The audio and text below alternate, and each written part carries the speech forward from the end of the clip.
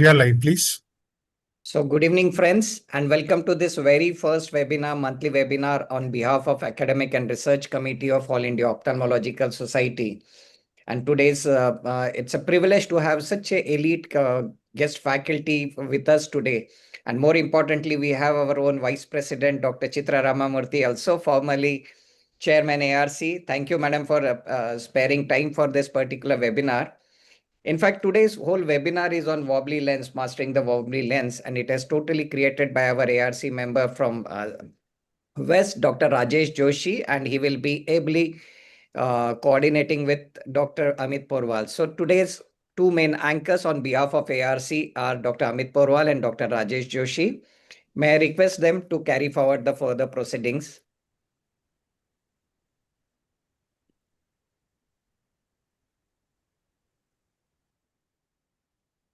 Thank you, Dr. Prashant, respected seniors and my dear friends.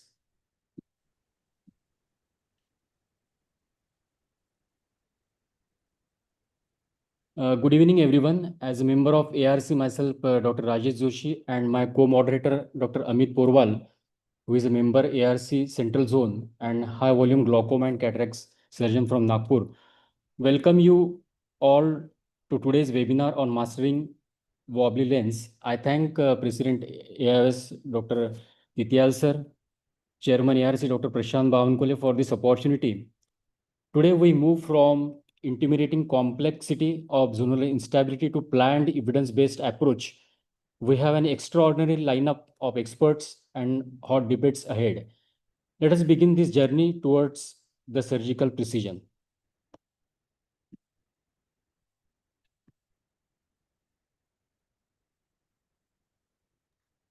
Do you have a presentation, Rajesh? Yeah, I have a presentation. Just a minute. We are not able to see that. Yeah.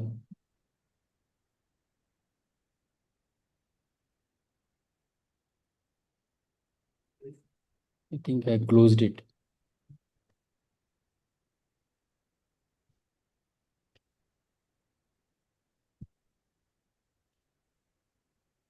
You can close and reshare, I believe. Yeah, I think I will reshare it. Unshare the screen and then. Now my screen is visible? Yeah, we can see your screen. Okay.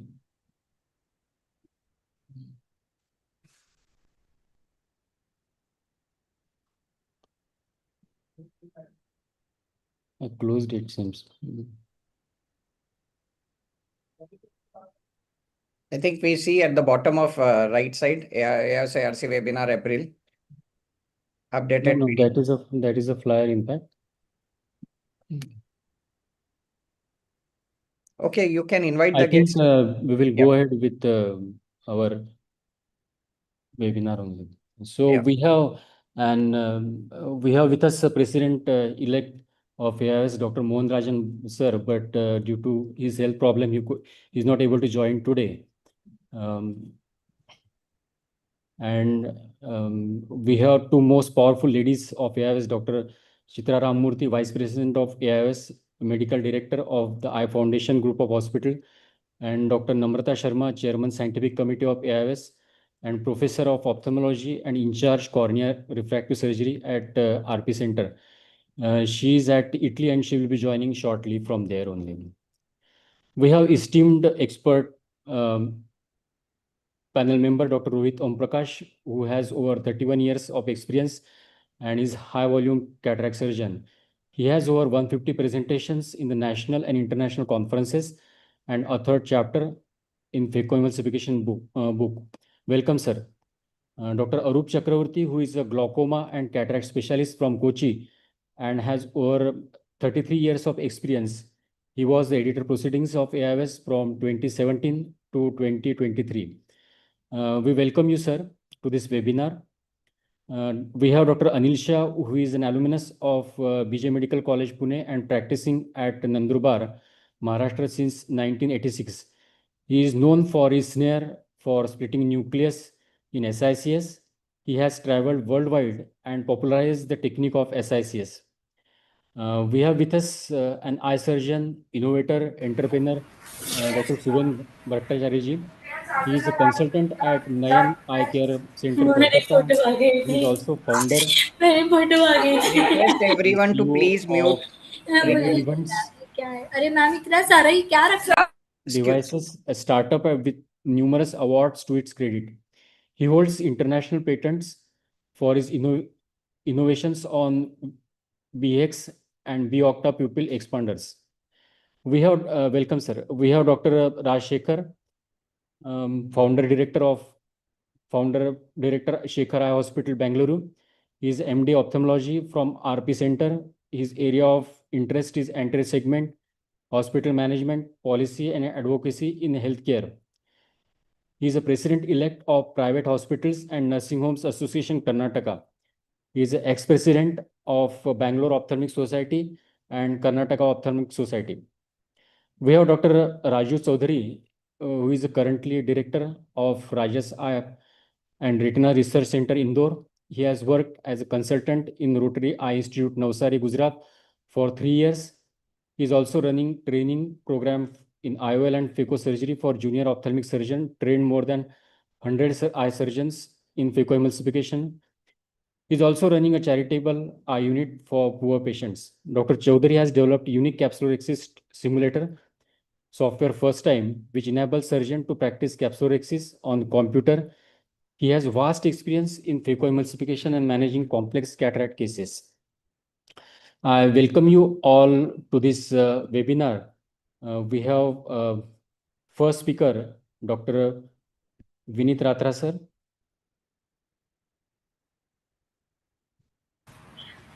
Who is a senior consultant at Shankar Netralaya, Chennai, delivered over 90 talks at national and international level.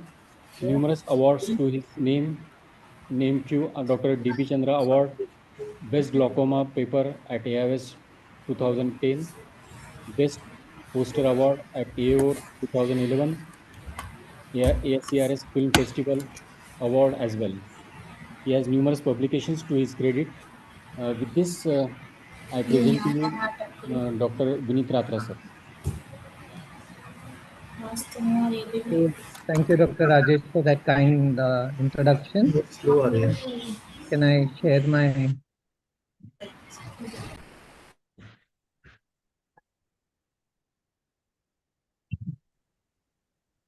Oops.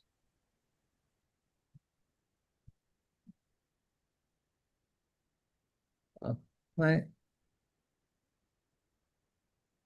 Is my screen visible? Yes, sir. Yes. Please go ahead.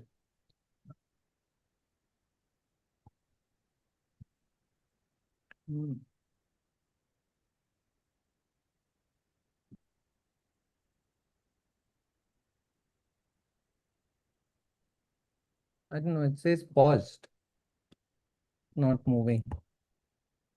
Yeah. So I'll be talking about dead bag syndrome, and thank you, Dr. Bavankule and Dr. Joshi, for having me here. So, well, I have no financial disclosures with respect to this presentation. Let's start with this case. It's am I audible? Slides Yes, are yes, moving? sir. Yeah. Please go But ahead. your slide is seen, it's not coming fully on the screen. Can you see? Other people can see his screen total slide? No, sir. No. It's coming half only. The slides Yeah. are not totally visible, they are half. Please make it full screen, sir. It's a portrait, what is showing. 1 minute, let me do that again.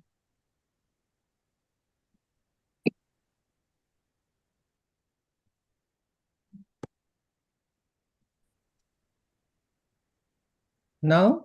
Yeah, not Yes, better. yes, we can see now. Yes.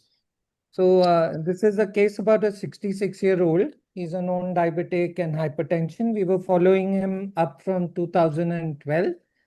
He was a glaucoma suspect, though his pressures were normal and his fields were normal. We were following him up every 6 months.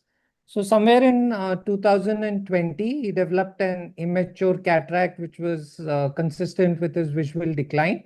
And we planned a surgery, phaco with a Technis intraocular lens, first in his left eye in September 2020. And a few months later, in his right eye, again a phaco with thickness IOL. So this is when his second glass appointment was. His best corrected visual acuity with just a small astigmatism was 6.6 and 6 in both eyes. So his pressures were normal. His fundus was as before. Since his fields were nearly normal, we just advised and recommended a 6-month follow-up. He presented a year later, on January of 22, when he said he had slight diminution of vision in both eyes. So if you look at his refraction in the right eye, there is a myopic shift, so the left eye is normal. And his best corrected visual acuity was down to 6.9 and 8. The slit lamp examination showed a slightly misty cornea in the right eye. There was vitreous in the anterior chamber. There was a slight subluxation of the lens. There were pigments. The left eye also had a picture of a slight temporal subluxation with vitreous in the anterior chamber. The right eye, the vitreous, there was an endothelial touch. His intraocular pressures were high. They were 53 in the right eye and 30 in the left eye. Fundus was as before. There was a few vitreous opacities in the left eye. Other than that, there was nothing else. There was a pseudo-phacodonesis. And he just gave some vague history that his grandson, while playing with the remote, may have hit him on his eye. We managed his intraocular pressure medically, and because the right eye, there was vitreous touching the endothelium and subluxation, we planned for an IOL removal with a scleral fixated intraocular lens. So his early postoperative period, there was a slight shallowing of the anterior chamber, but around 3 weeks from the time of surgery, his IOL seemed to have decentered nasally, and his intraocular pressure on maximum medical treatment was not under control. So then we did a UBM and an ASOCT, and we could see that the intraocular lens had shifted a little nasally. So we decided, this is the ASOCT of the other eye, which we'll come to later. So we underwent an IOL repositioning with trapped with mitomycin C in the right eye. So this is his early postoperative period. His bleb was a little vascular, but pressures were good, were 12. And he presented at the final checkup when his best corrected visual acuity was 612 in 6, and this was more because of a CME. His pressures were good, fundus was stable, and there was a pseudo-phacodonesis in the left eye. This was around the time that Liliana Werner had published her paper of dead bag syndrome, and this is when we really realized that we were dealing with a dead bag syndrome in both his eyes. We put him on NSAIDs, and this was his field. It did show constriction of the visual field in the right eye. Left eye was as before. And the CME, we treated with NSAIDs, and his vision improved to 6.6 and 6 in the right eye. So we followed him up at 6-monthly interval, and somewhere in 2024, he presented with less vision in the left eye. And this was the picture. So this was the picture when we first saw him in 22.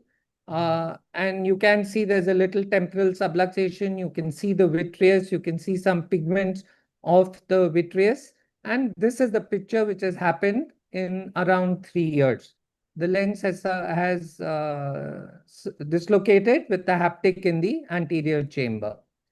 So if you look clearly, you can see the posterior capsule. You can see that there is a delamination of the posterior capsule.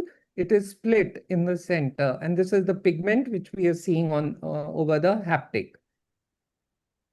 So he underwent an uneventful IOL removal with WIT and SF IOL on 11/3/24. He again had a CME in the left eye. His pressures were good, but otherwise he was all right. This brings us to our discussion of our topic on dead bag syndrome. It was also known as a dystrophic bag. It was first reported by Sam Muscat in 2000. It's a rare and poorly understood condition. There is no known predisposing factors. And the patient generally presents with a visual disturbance due to IOL subluxation and dislocations. Dr. Vasavada's group has done a lot of work on dead bag syndrome. And in 2025, in their AJO article, they did say that one of the required criteria to diagnose a dead bag syndrome is you should have a posterior capsular rupture. The clinical progression and early manifestations are not established. Like we can see, the right eye progressed in just 1 year, whereas the left eye took 4 years to progress to a dislocation. So the classic appearance is that of a mid-dilated pupil with phacodonesis, a subluxation or a complete dislocation of the IOL. And more importantly, the bag is very clear. It is thin, it is diaphanous. There are no fibrotic changes in the posterior capsule, and there are no or very few lens epithelial cells. And now we also have to include the presence of a PCR. Smith, Safran et al. Did say that you could also have atypical zonular fibers, that is either at the interdigitations or connections, which could also be a part of dead bag syndrome. So why does dead bag occur? So the first association was thought to be linked with axial myopia, where there was an increase in matrix metalloproteinases, both in the aqueous and the vitreous humor in these myopic eyes. These were implicated in basement membrane interactions and zonular degradation, and a genetic plus environmental condition was thought to manifest as dead bag. The second thought was that is it because of lens epithelial cell removal? Because the initial publications, nearly half of the cases had undergone a mechanical or a hydro polish. But however, it is later understood that it's the basement membrane, that's the posterior capsule, which directs the lens epithelial cells and not vice versa. So removing the lens epithelial cell is actually safe and effective. It reduces the anterior capsular opacification, decentration of the IOL, and also reduces the rates of posterior capsular opacification. The second hypothesis was that there is a lack of sufficient nutrition, trophic factors, and supplementation to the lens epithelial cells, which is actually the cause. And this could be because of the fluoroquinolones, which were either topical or intracamerally, along with the genetic predisposition, because a large number of patients were seen with this condition in the US, whereas there were hardly any seen in Australia. The next thought was that is it because of prostaglandin analogs, because they cause an increase in, again, the MMP activity, which alters the extracellular matrix in the aqueous outflow tissues, which stimulates cytokines, growth factors, and immune cells, causes a degradation of the fibrillin, and same with anti-VEGF, where it was reported that you could have a 6 times higher odd for PCR than a normal cataract surgery than in one who hasn't had.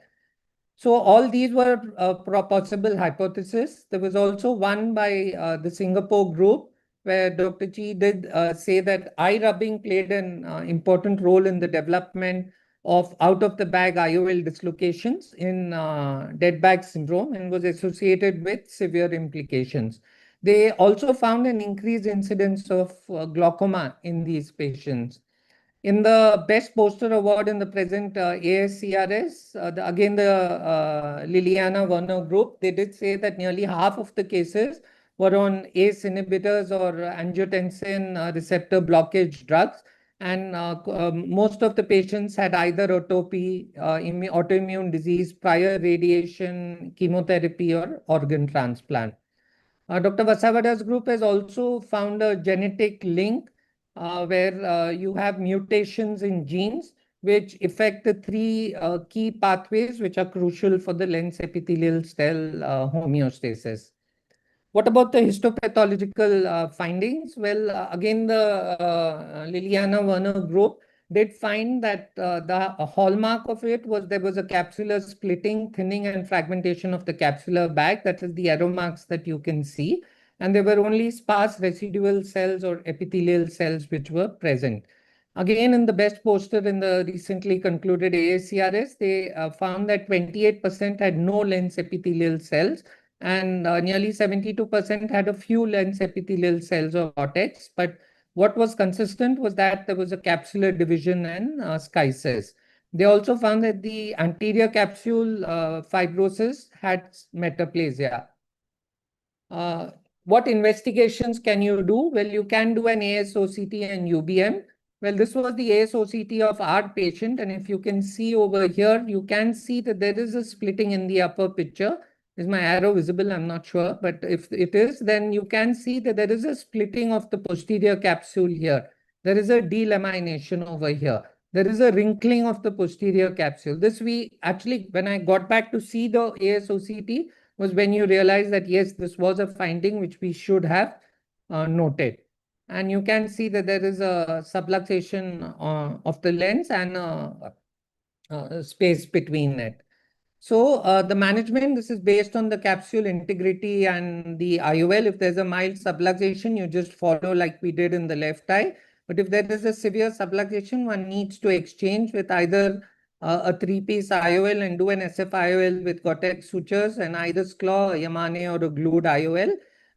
Do remember that an IOL rescue and repositioning of the IOL is a big no, since the capsule is compromised and it would again subluxate or dislocate. The differential diagnosis, well, none actually. True exfoliation syndrome, glass blowers, they'll generally give you the history of doing that. We did present our findings in Vienna in the ESCRS, where we did a retrospective study. We had around 12 eyes of them, out of which we found that 2 of them needed a trabeculectomy and 2 were on anti-glaucoma drugs, which is nearly 4 out of 12 patients. This was the histopathology which Dr. J. Biswas had done. And we had a hypothesis that maybe we are also dealing with a degenerative process in the trabecular meshwork, which is causing the glaucoma. So the take-home message, a dead bag syndrome is a distinct, rare, late onset complication. It's not related to zonular disease. The capsule is thin, diaphanous, and acellular with no fibrosis. You need to do a secondary fixated IOL, whichever you are comfortable with. You do have a higher incidence of glaucoma in these patients. We need to ask for a history of eye rubbing. There is a multigenic basis. And if you have greater than 2 genes, you can have an increased risk of nearly 80 to 126 as shown by Dr. Vasavada's group. And in future, we could probably have a 9-gene panel as preoperative dead bag syndrome risk predictor, which could enable counseling. Thank you. Thank you, Dr. Vineet, for highlighting on dead bag syndrome. Yeah. Any comments from experts?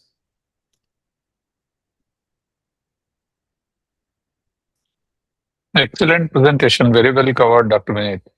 Thank you. Thank you. Amazing. And with so many years have passed since we have started implanting lenses, we also have started seeing this. Sometimes it surprises us and makes us get prepared for all these unforeseen things.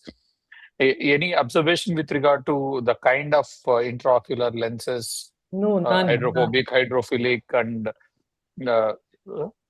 None. Whether you use a acrylic, which company, we've had with all sorts of IOLs. So there's no relation with the more IOL. to do with the bag than the implant itself? Yes, more to do with the basement, the posterior capsule. So there was one other article by by Smith, Sarfin, and all, where they talked about this zonular apparatus bag complex, where they said that the aqueous humor is in direct contact now with the posterior capsule, which generally is closed. It's not, yeah.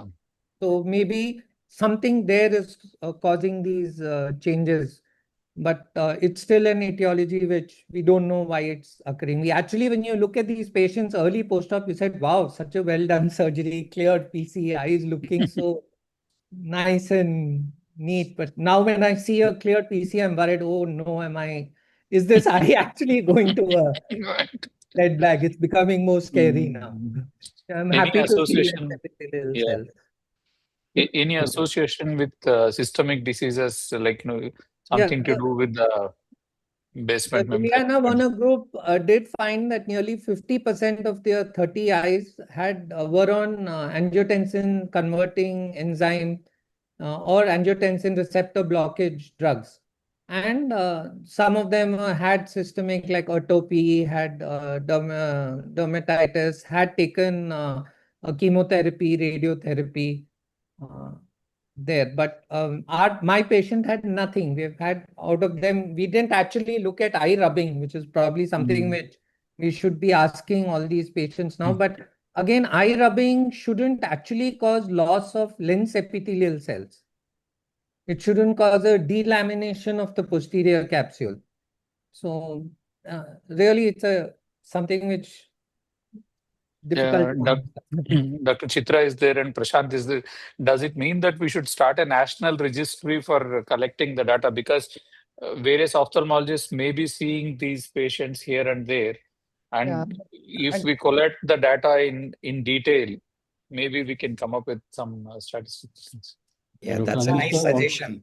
Yeah, it's a nice suggestion, but we should not be mistakenly iatrogenic caused small area of dialysis got missed out or some trauma and all that. So we'd have to have a very clear understanding that the intra-op was absolutely smooth and it's happened. So, Vinith, it was a very nice presentation, very comprehensive. Two yeah. comments. Number one is the time lapse between the surgery and the event. Usually, I mean, we have been noticing right now, a huge number of such patients, but after 5 years. Typically 5 to 7 years down the line, patients come to us, they have 6/6 vision, but then they say that, they see the whole world vibrating. And when you put them on the slit lamp, you do see the pseudophacogenesis, you see iridogenesis, but patient is having 6/6 and N6 vision. So it becomes actually, a dilemma, whether to intervene. The lens is going to sink. In the times to come, the lens is going to sink. So we have to take a call whether we should, do it whenever this process is diagnosed, this condition is diagnosed.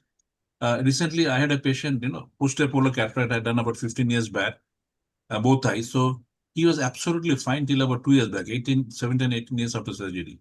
Then he came back with 6/6 vision, and he was a photographer. He was actually a journalist. So then I did this. We did the same surgery, expanded the lens, and put a still fixated Gore-Tex lens. It's a single piece lens. We made a larger incision so that we know the long-term stability of these lenses. The Yamana's technique or the intrascleral haptic fixation. You don't know what is going to be happening in the long run, but with scleral fixation and Gore-Tex, we've got a very long experience. So I think that is the way we managed it, and your presentation was really wonderful. Yeah. Thank you, sir. As Dr. Weiler mentioned, dead back syndrome, now it is becoming very common. I mean, we need to create a lot of noise about this because people are not able to diagnose dead back syndrome. Usually they diagnose thinking it's a pseudo exfoliation and that has caused this. So we need to create a noise about the dead back syndrome. And this is for the first time I'm hearing about glaucoma in a case of dead back syndrome. So when you were presenting, what was coming in my mind was Gore-Tex suture, so much of dissection, why not a mix? But then when you came up with one more hypothesis of trabecular meshwork histopathology changes, so now mix won't be effective in that. So it's a very good presentation, Vinith. Very happy, and it is a very enlightening presentation what you gave. And moving ahead with the next speaker, I would thank you, Vinith. I would like to now introduce. Just a minute, Amit. I missed my presentation. I thank all the chairpersons and experts panel for joining it.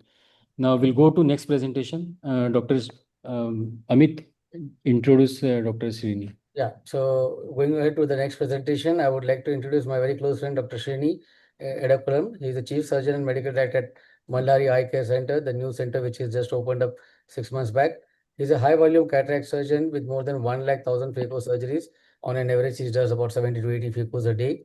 And that's a great number, Srini, when you mentioned about it. He's a member of the Managing Committee of AIOS. He was the Chairman Scientific Committee of KSOS, Honorary General Secretary of KSOS. He was the Managing Editor of Kerala Journal of Ophthalmology, Chief Organizing Secretary for the AIOS, which was there in 2009, 18, and 2026. 2018. Srini, it can't be 2026. Okay, Kerala State Ophthalmic Society Organizing Secretary in 2026. He's also the Joint Organizing Secretary of 81st AIOC Conference in 2023. So a big lot of applause to you, Srini, for all the achievements, and over to you for your presentation. You have to unmute yourself, Srini.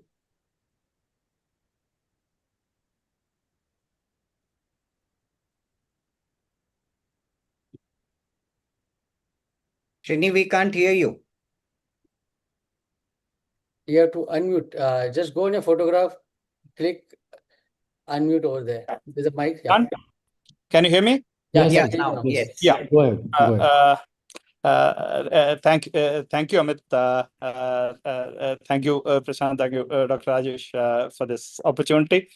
Is it full screen on? No, No, no. it is Make not it on full yet. screen. Yeah, Yes. now it is Yes, on. go ahead. Okay. So, when Dr. Rajesh asked me to present on slit lamp evaluation and UBM, just thinking, is there quite a lot in that? So today evening, I saw a patient. I had operated on him 2 years back, and he came to me in November. As Amit said, I started my hospital about 6 months back. So he had cataract in his right eye, and he said, "I'll take time for the surgery." And he's a relative of a pediatrician here in Talasheri, Dr. Zakaria. And Dr. Zakaria called me yesterday and said, "My uncle wants surgery." Okay, I said, "Fine." So he came to me today. See, I'd seen him a few months back, and there was nothing wrong.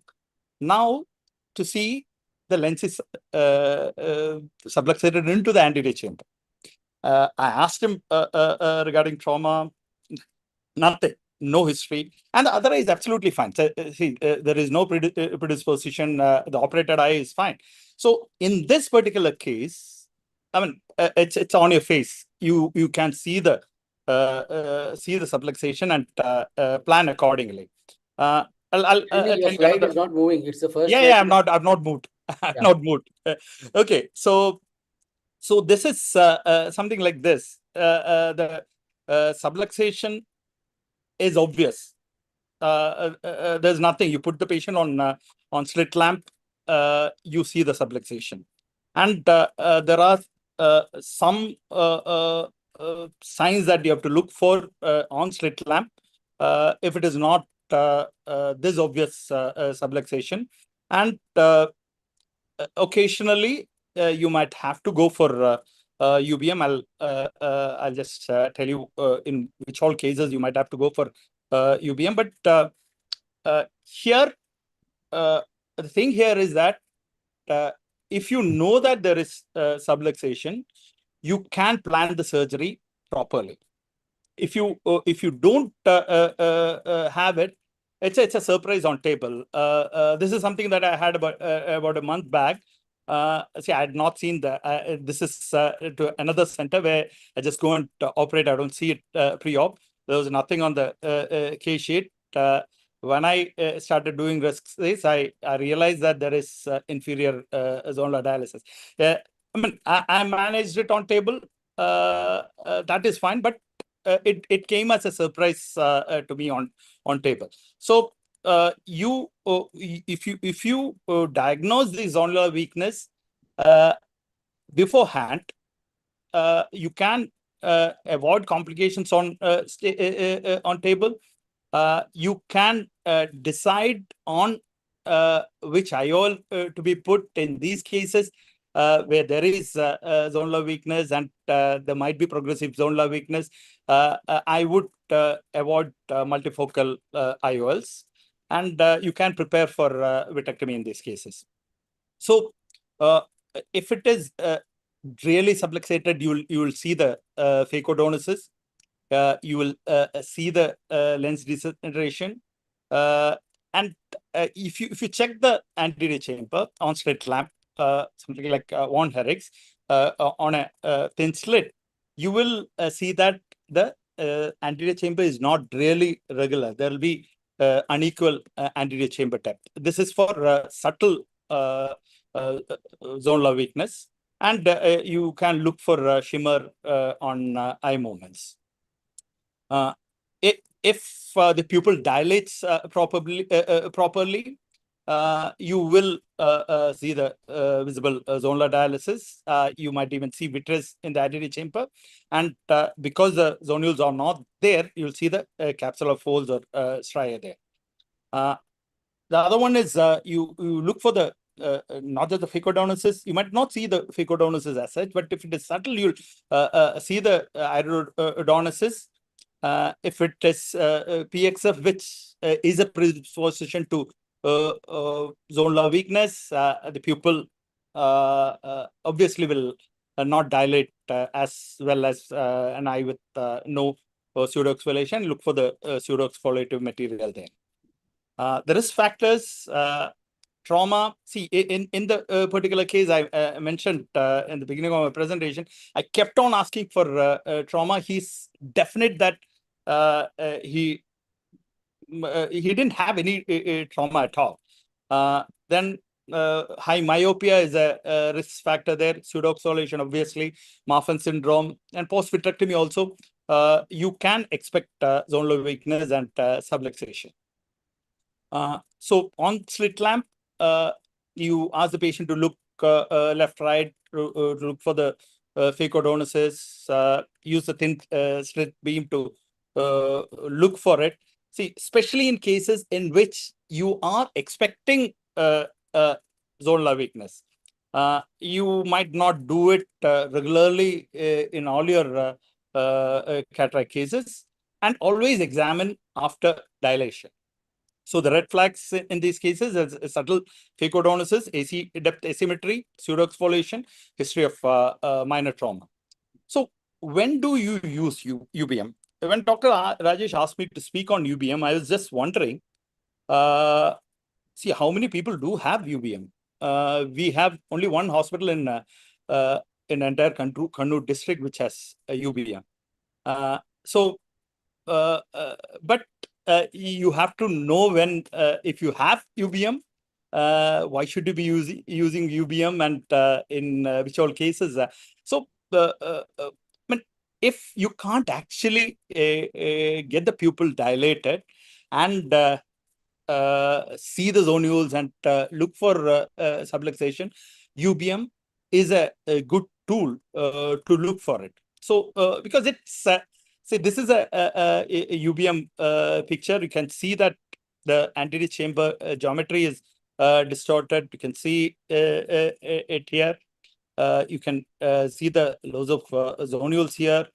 And here you can see that the lens equator, I mean, this distance, equator to ciliary process distance is more when compared to the other eye. And also there is a rounding up of the lens equator here when compared to the other eye. So these are the signs.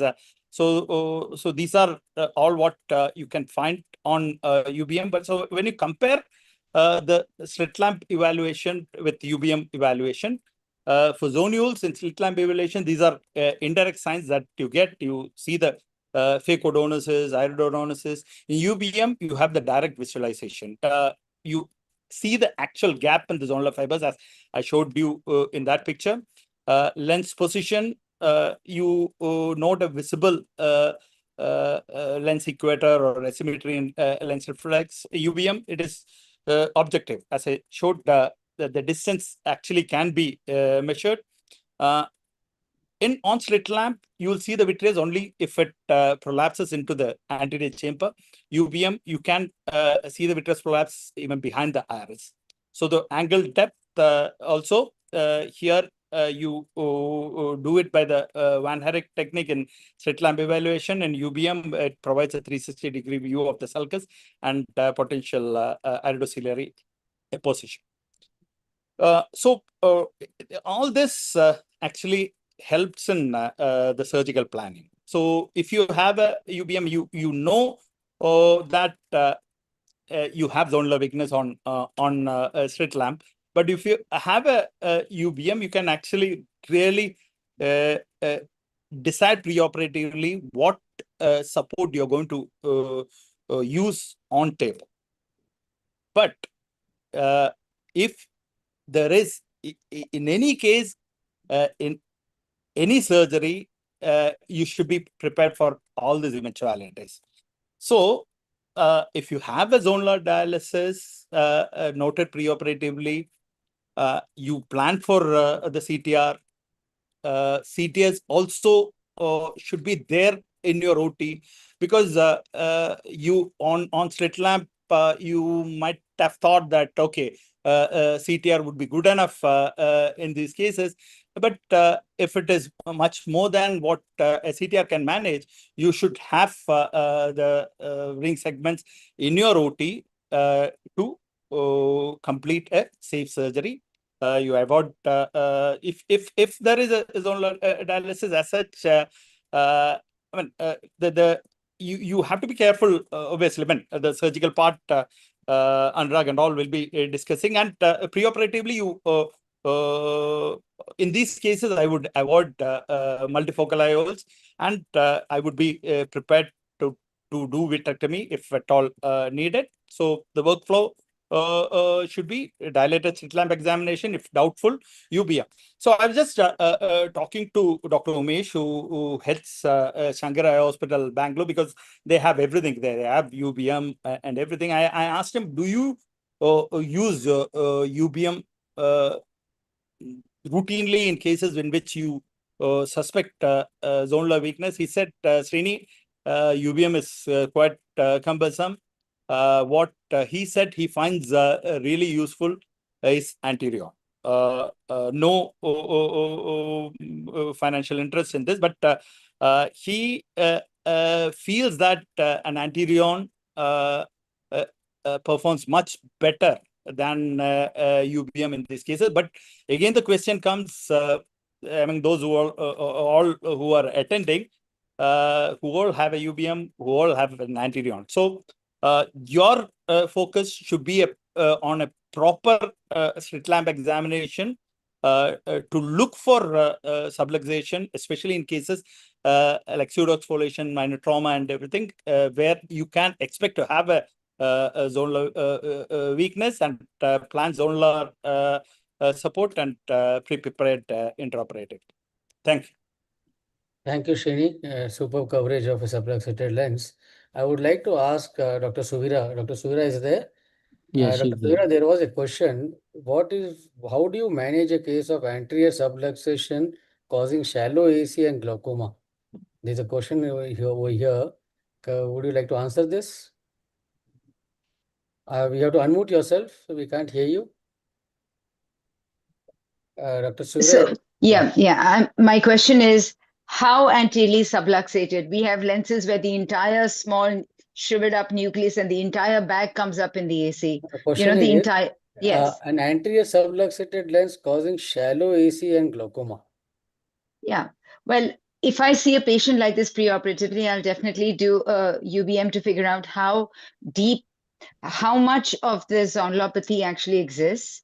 Because to be anteriorly luxated, you might likely to have either entire 360 degrees or close to that weakness of the zonules that's pushing the entire nucleus anteriorly. Once I've established the diagnosis of how extensive is the weakness, if I've got a shallowing of the anterior chamber, but I know that when I look at the AC, I have enough room to work in it, very carefully I would make my incisions to make sure I don't damage the anterior surface of the iris or the endothelium while doing so. I would use a dispersive viscoelastic to maintain my space in the anterior chamber, because if the pressures are high because of, say, a traumatic anterior luxation of the lens, which is causing an overall shallowing of the anterior chamber, all I need would be a deeper space to work in, which I would achieve by having a dispersive viscoelastic flatten the anterior capsule. And then if it's going to be a fairly gross zonulopathy, I would then continue with either making my capsular rexes and then using either 2 Ahmed segments or a Cioni ring to achieve that stability of the lens, which is not going to be adequate with only a CTR alone. Okay. The other extreme of a subluxation is when the entire nucleus comes up in the AC. In a case like that, which we see, it's not that uncommon, I would then remove the entire nucleus as an intracapsular approach with the VR team with me to then create anterior vitrectomy and then do an SFIOL in a case like that. Would you do partially, a PI?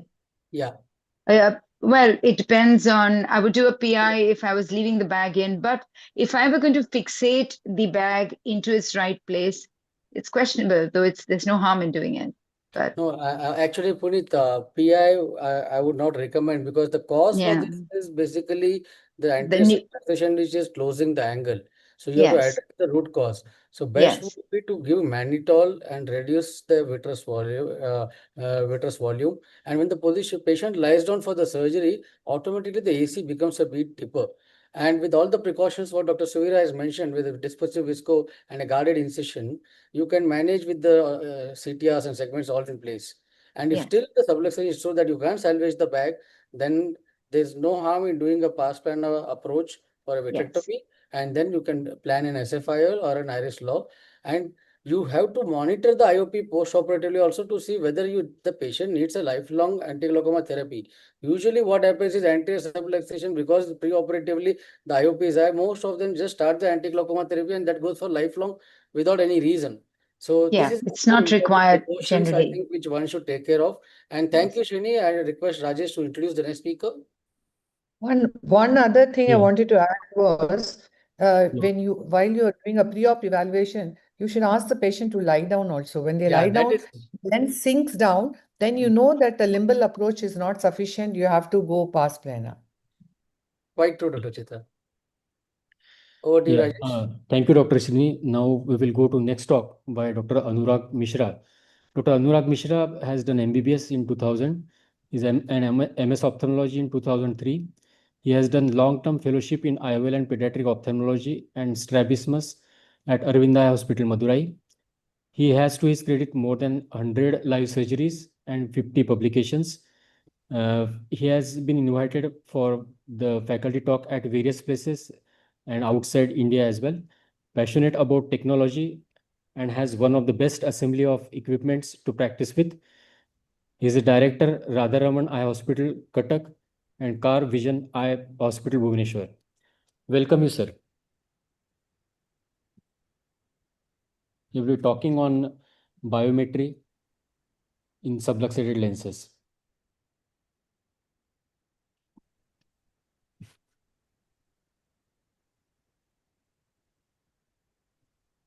Good evening, ladies and gentlemen. Greetings and regards from the land of Lord Jagannath. Am I audible? And is my Yes. screen visible?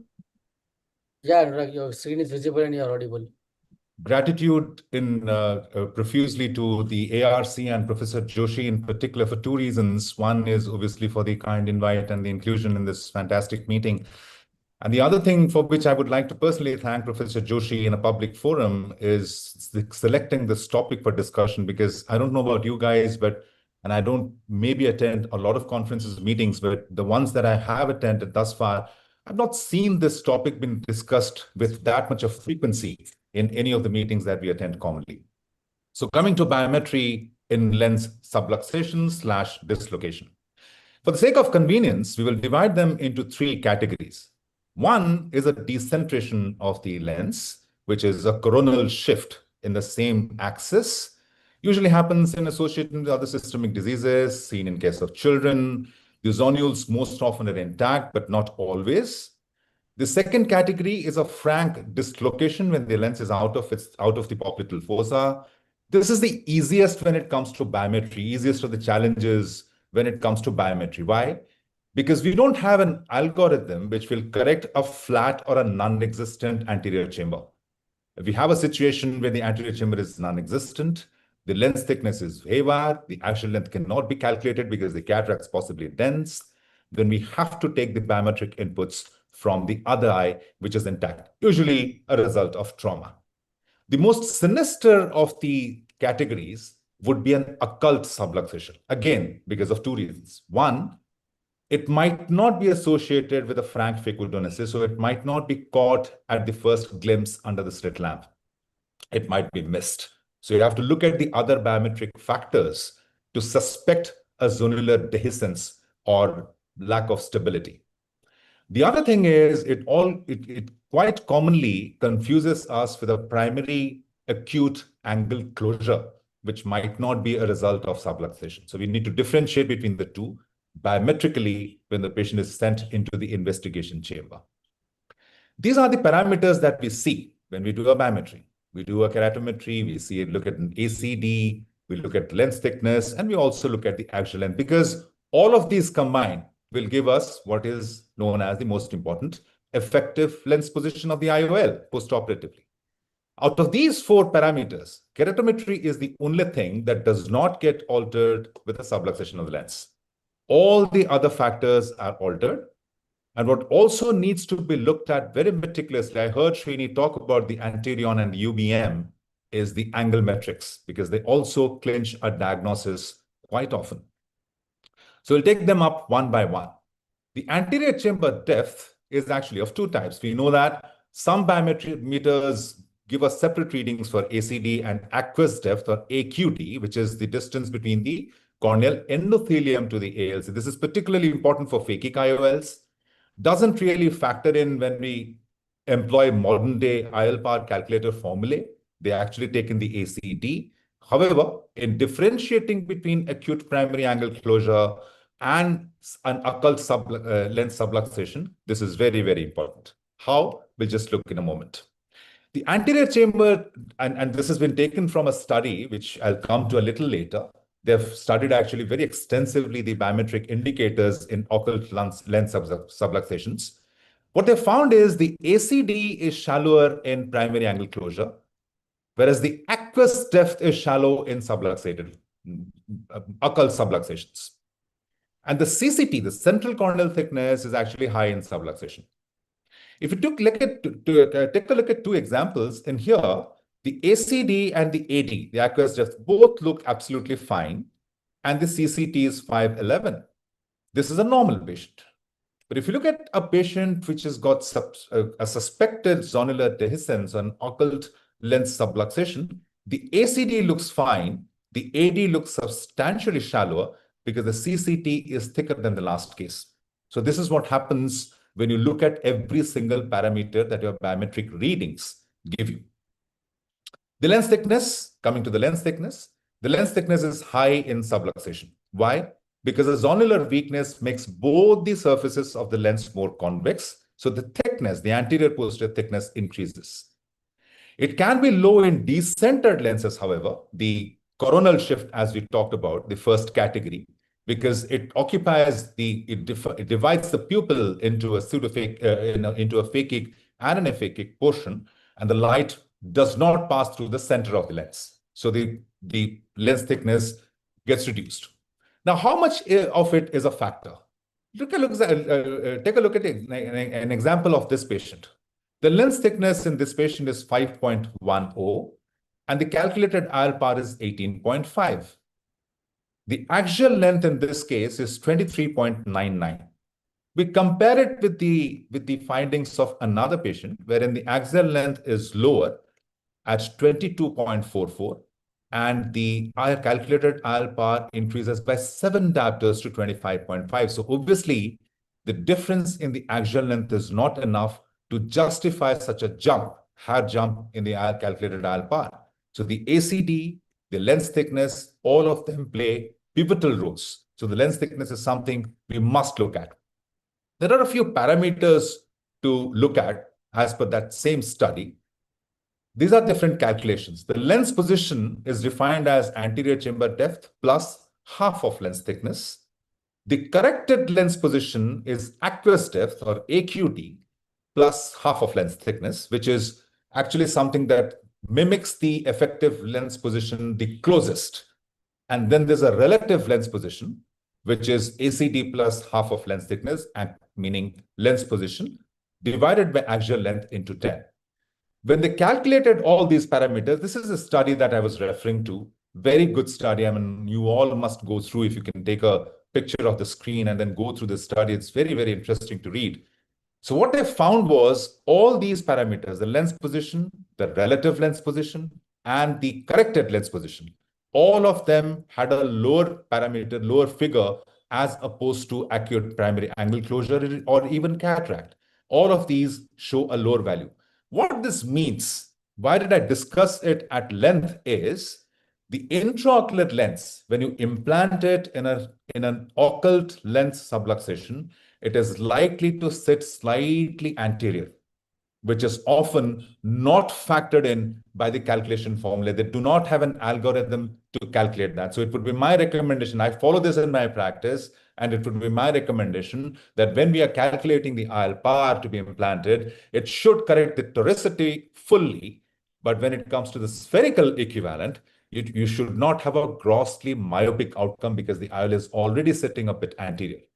So it should be as close to emmetropia as possible, or if possible, the first hyperopic part is the one that I choose whenever I suspect an occult lens subluxation. The axial length they found is lower in acute primary angle closure, and it's higher in occult lens subluxation. The reason for that is when the lens thickness is increasing, it increases the refractive index of the lens as well. So this slightly slows down or impedes the speed of light passing through the tissue. So the axial length is falsely recorded as slightly higher. However, it is not that significant. So this is about the occult lens subluxation group, which is very frequently confused with APAC, and we must differentiate between the two. Now, the decentered lens, as we discussed, the pupil is divided into an aphakic and aphakic segments. The biometry in this case should be done in manual mode. Switch from auto to manual mode would be my recommendation again. And the reading should be taken through the aphakic pupil because of two reasons again. One, we've already discussed, the peripheral lens is the portion through which the light passes. So the lens thickness will be significantly lower. But when you fix the bag, bring it back to center, it is the center of the capsular bag that's going to be exposed. So you're going to miscalculate the effective lens position. That's one. And second, if you are passing the light through extreme peripheries of the lens and the lens thickness is less than 2 millimeters, the Barrett's formula, which is the most commonly used formula nowadays, does not calculate an IL power if the lens thickness is less than 2. But it does calculate the IL power if the lens thickness is put at 0, meaning you are calculating the IL to be implanted in an aphakic eye. Slightly myopic in adults because, again, it sits a little anterior, even if you fix the bag with CTS, CTR, or external fixation with sutures. And of course, if it's children, then you have to undercorrect it a little bit, depending on the refractive status of the patient. Now coming to the angle metrics, we just did discuss that the angle metrics do play an important role. Some of the biometers will give you, like the Argos from Alcon Laboratories, no financial interest, will give you, while they give you this sagittal section of the eye, they will show the nasal and the temporal limbus on the screen. So you can take a rough gauge at the angles at both the temporal and the nasal side. They look quite equivocal in this eye. Whereas if you look at the other example and expand this view, we will see that the nasal angle is slightly more, it looks a little deeper than the temporal angle. And the line that passes should pass through the anterior lens capsule. As you can see, it crosses the anterior lens capsule on one side, while it slightly falls behind the anterior lens capsule on the other side. So this could be a temporal subluxation. Keep an eye open. Believe me, this patient did not have any finding under the slit lamp, or I did not see it properly and missed it in a jiffy. The UBM has been extensively covered by Srini. I'll not go into the details of this. This is a 25 Hertz UBM, and you can see an increased gap between the ciliary process and the equator of the lens. This also can give us a fair bit of idea about the angle metrics here. But what gives a better idea regarding the angle metrics, the 50 Hertz UBM, if your machine has the capability to upgrade it to a 50 Hertz, then you can take a scan through that. And then I also heard Srini mentioning about the Anterion. I have it and I use it. This is a phenomenal machine. So this is where you take the anterior segment OCT with the Anterion. These are the lines that you have to draw, but the machine assists you in drawing them. This is one shaded line which passes through the corneal vortex. And then you have to join the scleral spurs on either side with another angle. And then the machine will measure the vortex to scleral spur angle. This is the angle that it measures. If that angle is somewhat, this imaginary angle between this yellow line here and the orange line here is more than 10 degrees, then it is considered to be clinically significant lens subluxation. You have to keep an eye on that. Even if the anterior chamber angles to the naked eye on the picture look quite similar, and they might look similar even if the angle is more than 10 degrees. You can repeat the test if you wish to, but Anterion, with regards to ASOC, it is a very sturdy equipment, no financial interest again, but you can take a reading to look at the angles and the angle metrics to judge. Coming to the IL calculation formula to end before ending the topic, these are the three formulae that most commonly use: the Barrett's, the Kane, and the Evo. In my hands, at least, these three formulae, all of them are supremely formulated, and all of them work very, very well. However, there are specific situations when one formula just outshines the other two. For a routine cataract, it's always the Barrett's. But why in a subluxation, the Evo and the Kane are something that I do look at is, out of the variable parameters that we just discussed, namely the ACD, the LT, and the axial length, at least the lens thickness and the CCT are optional inputs in Kane. They're also optional inputs in case of Evo formula.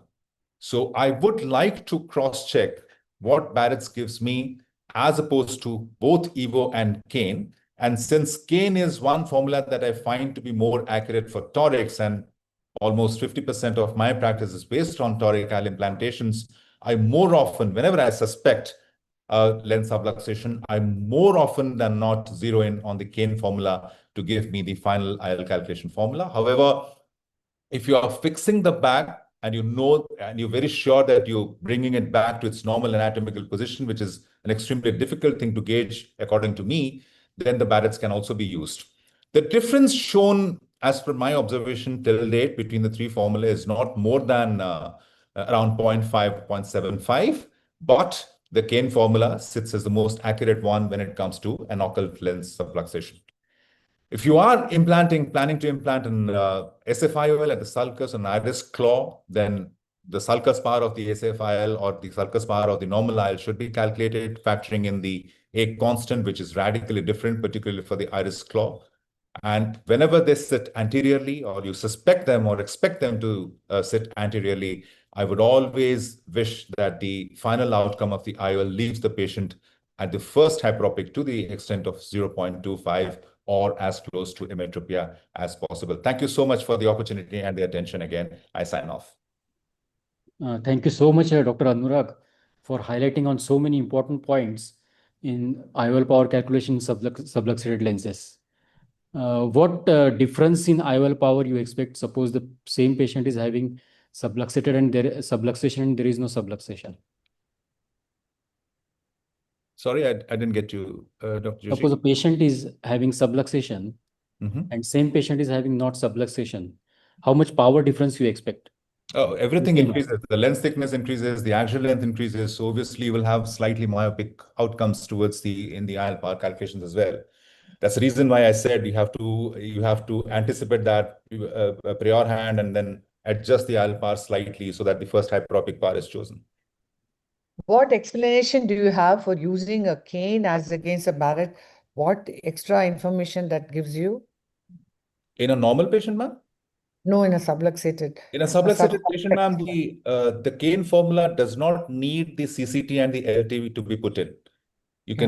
You can just calculate it with the ACD and the axial length and the biological sex of the patient. That's a very important parameter that has to be fed in. Sorry? Anurag, you mentioned that you take the first hyperopic reading for basically for SFIOL and iris claw. But no, for iris claw, yeah, okay. Whenever you use an SFIOL or an iris claw, they have the A constant which is customized to place in the sulcus. So exactly. then why want to use the first hyperopic and not the first myopic, which everybody is comfortable with the first myopic vision?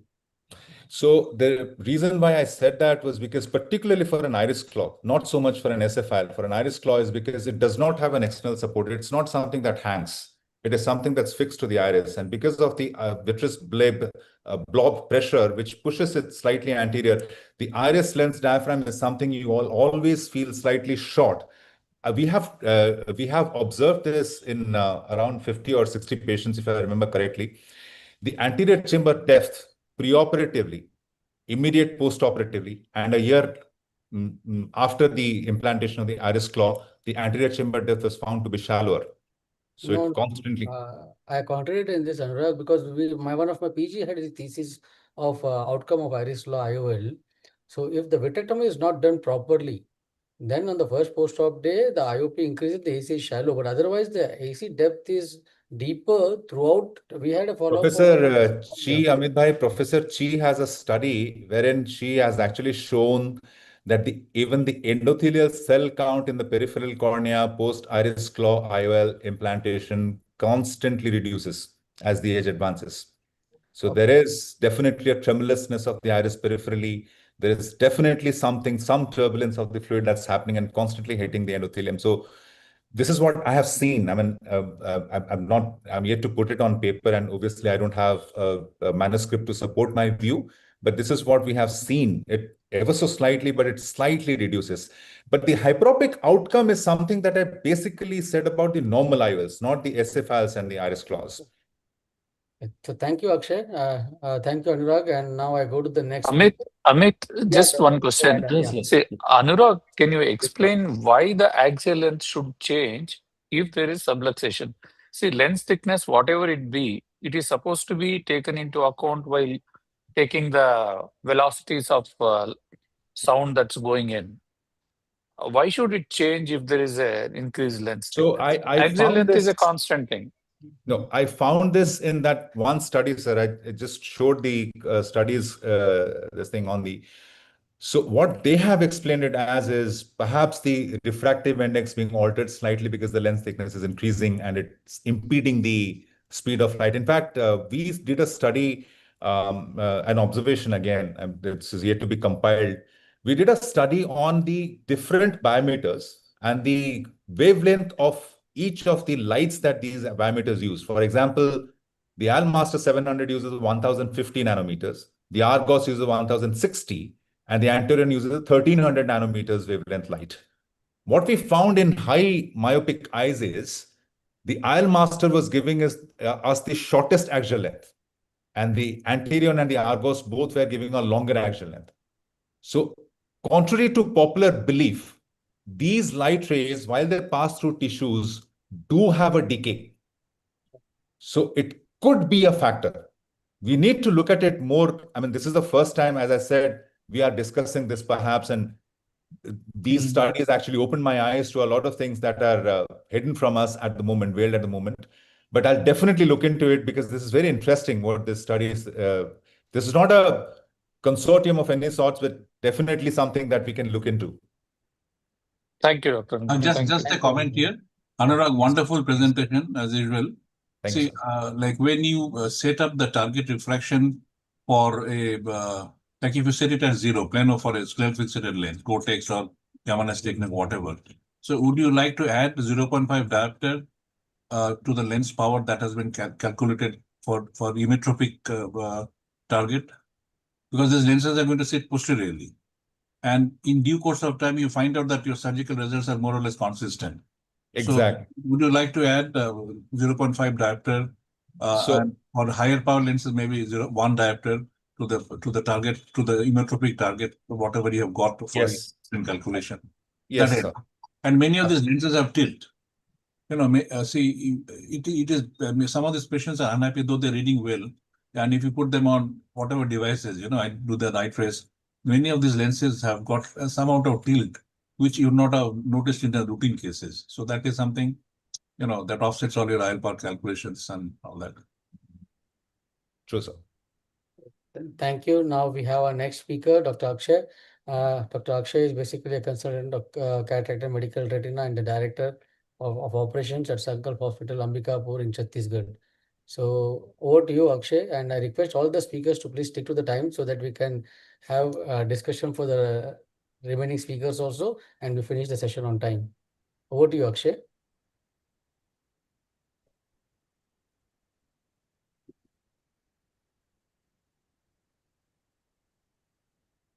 Good evening, respected dignitaries, and thank you for giving me this opportunity.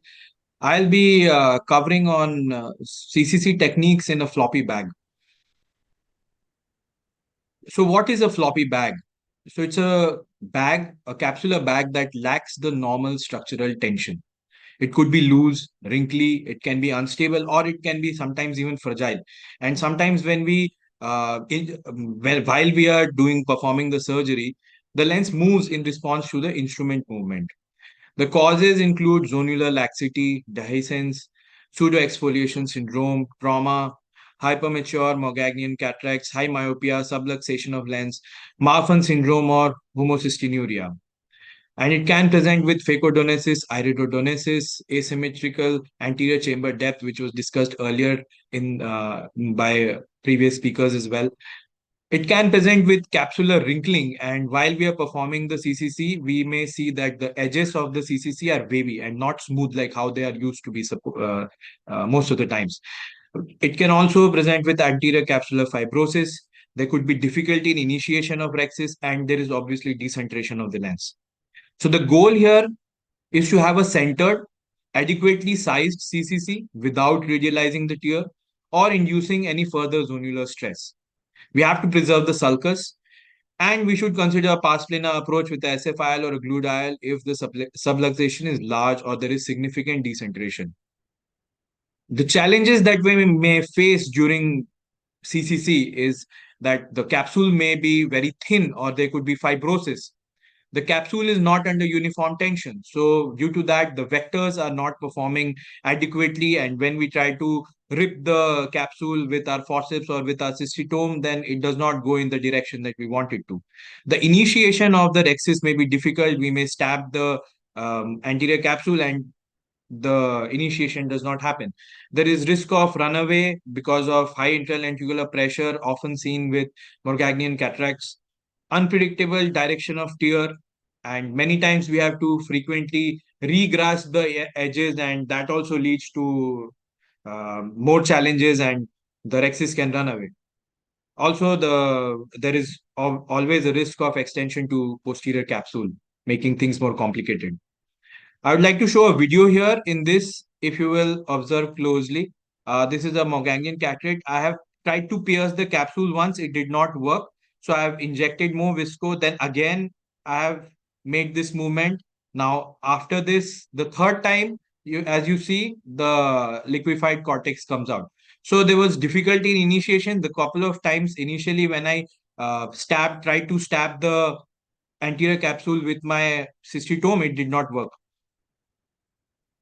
So we have to understand the physics and the change in direction of vectors, which could be because of tenting of the capsule, especially in the Morganian cataracts.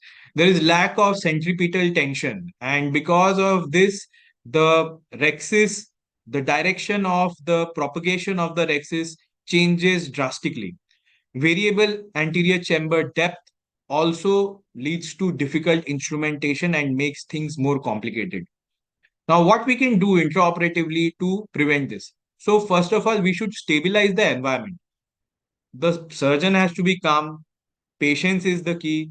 The eye should be stable. Counsel the patient if the patient is under topical anesthesia, that avoid moving the eyeball so that things are more stable and we are relaxed. We should use trypan blue dye. It kind of stiffens the capsule slightly and also improves the visualization. We should use heavy viscoelastics like Helon or similar, something like that. It helps flatten the anterior capsule. Sometimes even two instrument technique can be used to provide counter traction with the cystitome. Most important thing is to prevent the Argentinian flag sign and runouts. So what we can do is the Little's maneuver here in this. I'll be showing that in the video after this as well. And we may consider a two-stage rhexis. Tangential tearing of the rhexis must be practiced, where we must always be aware about the direction where the rhexis will move when we pull it towards the center or towards backwards, wherever it is. So we must have some clarity on where the direction will propagate to. If we be in hurry and move it fast, then maybe things may get out of control and it may extend to the periphery. And we should always try to use the trailing flap after, say, we have completed half of the rexis.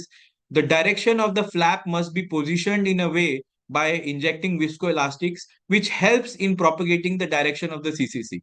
For example, if the trailing flap is coming towards the side port or the main port, there is a tendency that it will just pull it away. And we should consider placing CTR early in such situations. If things are not going well and there is an extension, especially to the posterior capsule, we should call for help. We are back up, and ultimate goal is to provide good eyesight to the patient. So I'd be presenting a couple of cases here. The first case is a 65-year-old male with history of diabetes, and he came to us with PLPR in both eyes. So we planned the left eye surgery first. As you can see in this case, so this video has been forwarded slightly. This is small pupil, just about 5 millimeters dilated. And as you can see in this, if you can appreciate, there is some anterior capsular fibrosis in the center as well. So I'm injecting visco again and again, and sometimes the movements, as you may see, that you may feel that, I'm making a lot of repeated movements, but the propagation is very small, as in maybe 1 clock hour or even lesser than 1 clock hour sometimes. Many of these movements are actually just to position the flap, and it does not even move the rexis forward. I'm just trying to position the flap in a way or improve the vectors in a way that to ensure that it doesn't run away. Sometimes by folding it together, the direction is different. Now here you can see I've tried to perform the Little's maneuver where I had a feeling that it is going to extend. I injected visco and then pulled it back. And as you can see, I like to keep my visco with the cystitome. And as soon as I feel that it is flattening, I immediately inject more visco and try to pull it back again and again as much as possible. So this is a very difficult and typical case because there is some fibrosis of the anterior capsule, although it was in the center, and thankfully the periphery seemed all right. But the propagation of the rexis was very difficult. The anterior chamber is very shallow, and with patience and with very minute movements, I managed to complete the CCC and to complete the case well. And this is a fast forwarded video, but it probably took me more than 7 to 8 minutes to do this rexis. Second case is a 50-year-old male patient with history of trauma around 2 to 3 years ago. He presented with PLPR in the left eye, and the left eye was planned for surgery. As you can see in this case, the cortex has been absorbed, and superiorly from around 10 o'clock to 2 o'clock position, there is no cortex matter. There is, the lens is absolutely clear, but the zonular support was there. The anterior capsule was intact. We did a slit lamp examination, and on slit lamp examination after dilatation, we could not find any obvious subluxation. So we went ahead with the surgery, and as in this you can see that I have tried to keep the rexis in the area where there is some posterior support from the lens matter. So I inject visco repeatedly, and I try to take the rexis a bit into the periphery while initiation, but then I am pulling it and trying to ensure that it stays in the area where there is some kind of posterior support from the lens matter. If it extends to area where there is no lens matter, then it becomes very difficult. It becomes unpredictable. And with this, thankfully, I managed to complete the CCC and also the case successfully. Thank you. Thank you, Dr. Akshay, for the wonderful presentation. Any comments from expert panel? Dr. Sugan? Yeah, Was Dr. it, Akshay. that clear lens area, was it coloboma there? No, ma'am. It was there was history of trauma, and there was basically the zonular support seemed intact, and thankfully there was no subluxation as well, but there was a good zone with absolutely no lens matter there. May I? Yeah, Dr. Akshay, thank you for the nice presentation. You did show two cases, but we were talking of subluxated cataracts. I'm not sure if the cataracts that you My topic was on floppy bag, not on subluxated cataract. It was capsular CCC techniques in a floppy bag. And in the presentation, I mentioned that it should be a centered CCC. However, I did not have any video to show any CCC in a subluxated cataract. But my topic was a little more broad, where I had to cover more things on the floppy bag as well. When we say floppy bag, I understand it's mostly subluxated cataract. I know Dr. Rajesh or somebody can clarify. Because we understand floppy bags are subluxated cataracts. Yeah. So if we are talking of subluxated, can Dr. Abhishek Chandra please switch off your video? No, your audio is off. So anyway, so the primary concerns in a subluxated cataract is lack of support or a lack of resistance when you're doing a capsular excess. So the idea is to often if it's a no, it's if could someone clarify please, what did you mean by a floppy bag, Dr. Rajesh Joshi? Yeah, I think I mean subluxation only, like there are zonular adhesions. Then I think we can bring that into the discussion and have some discussion on the subluxated cataracts. So subluxated cataracts, I think the biggest problem is you have a lack of resistance. When you're poking your needle for a cystitome, for a capsular excess, you will have a lack of resistance depending upon the extent of zonular dialysis. So the thing we need to take into account probably over here are, one, is it's a child, it's a pediatric cataract or an adult cataract? Is it a traumatic cataract or it's a congenital congenital subluxation? These things make a lot of difference, because if it's a traumatic cataract, the rest of the zonules will be intact and often you'll have enough support. If it's a pediatric cataract, your capsule is pretty elastic and you can get away with a lot of things. The amount of decentration is very important. I think what probably Dr. Joshi wanted us to talk about was because the lens is going to be, the cataractous lens is going to be fairly decentered and without significant support, how do we go about doing a capsular excess? Right. So probably using capsular excess forceps is the best technique, because you cannot push down the I use a needle more often than a capsular excess forceps, but in this case, I would definitely use a capsular excess forceps, a microcapsular excess forceps, because you can pinch and tear. It's a lot easier. And once you have gained the first tear, you first of all have to start your capsular excess understanding that the whole cataract is decentered. So we have to plan our capsular excess in a way that we ultimately have a centered capsular excess. So once we have initiated the capsular excess, we would like to put a capsular hook, preferably, not an iris hook, a capsular hook to center the cataract. And then we go ahead and finish the capsular excess. That should be the primary goal. Then you can decide on, because whatever you have assessed the amount of subluxation pre-op, on the table, it's a few clock hours more often than not. So your management plan may change from a simple CTR to a CONE to add a few segments. So those plans will change later.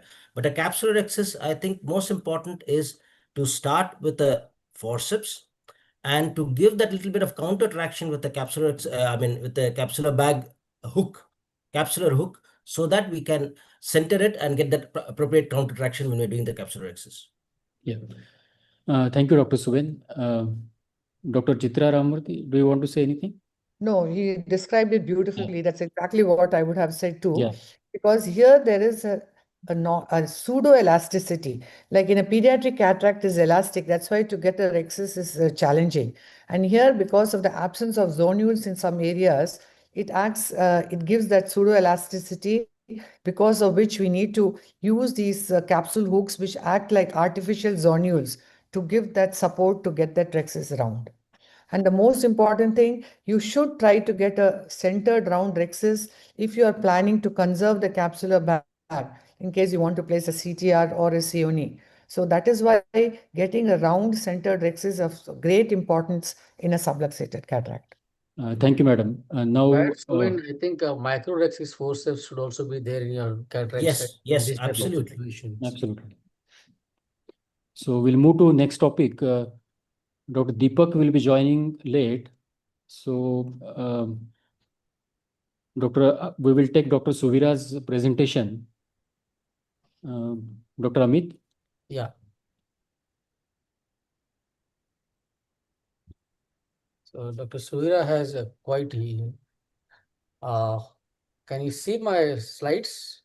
Yes, it's visible. Yeah. Suvira's CV is quite exhaustive, but I know Suvira very well. She's a great cataract surgeon, and she is basically an experienced senior consultant in refractive cataract surgery with over 25 years of practice.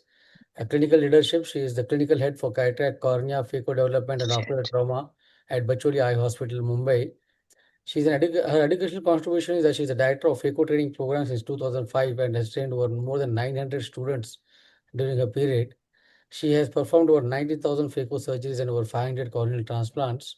She has a global impact which consists of a presentation at state, national, international levels. She has a lot of other achievements. So without naming all these achievements, I request Dr. Suvira to please start the presentation for paucity of time. And over to you, Dr. Suvira. Yeah. Rajesh, should you please play it for me? Yes. All right. Thank you. Thank you.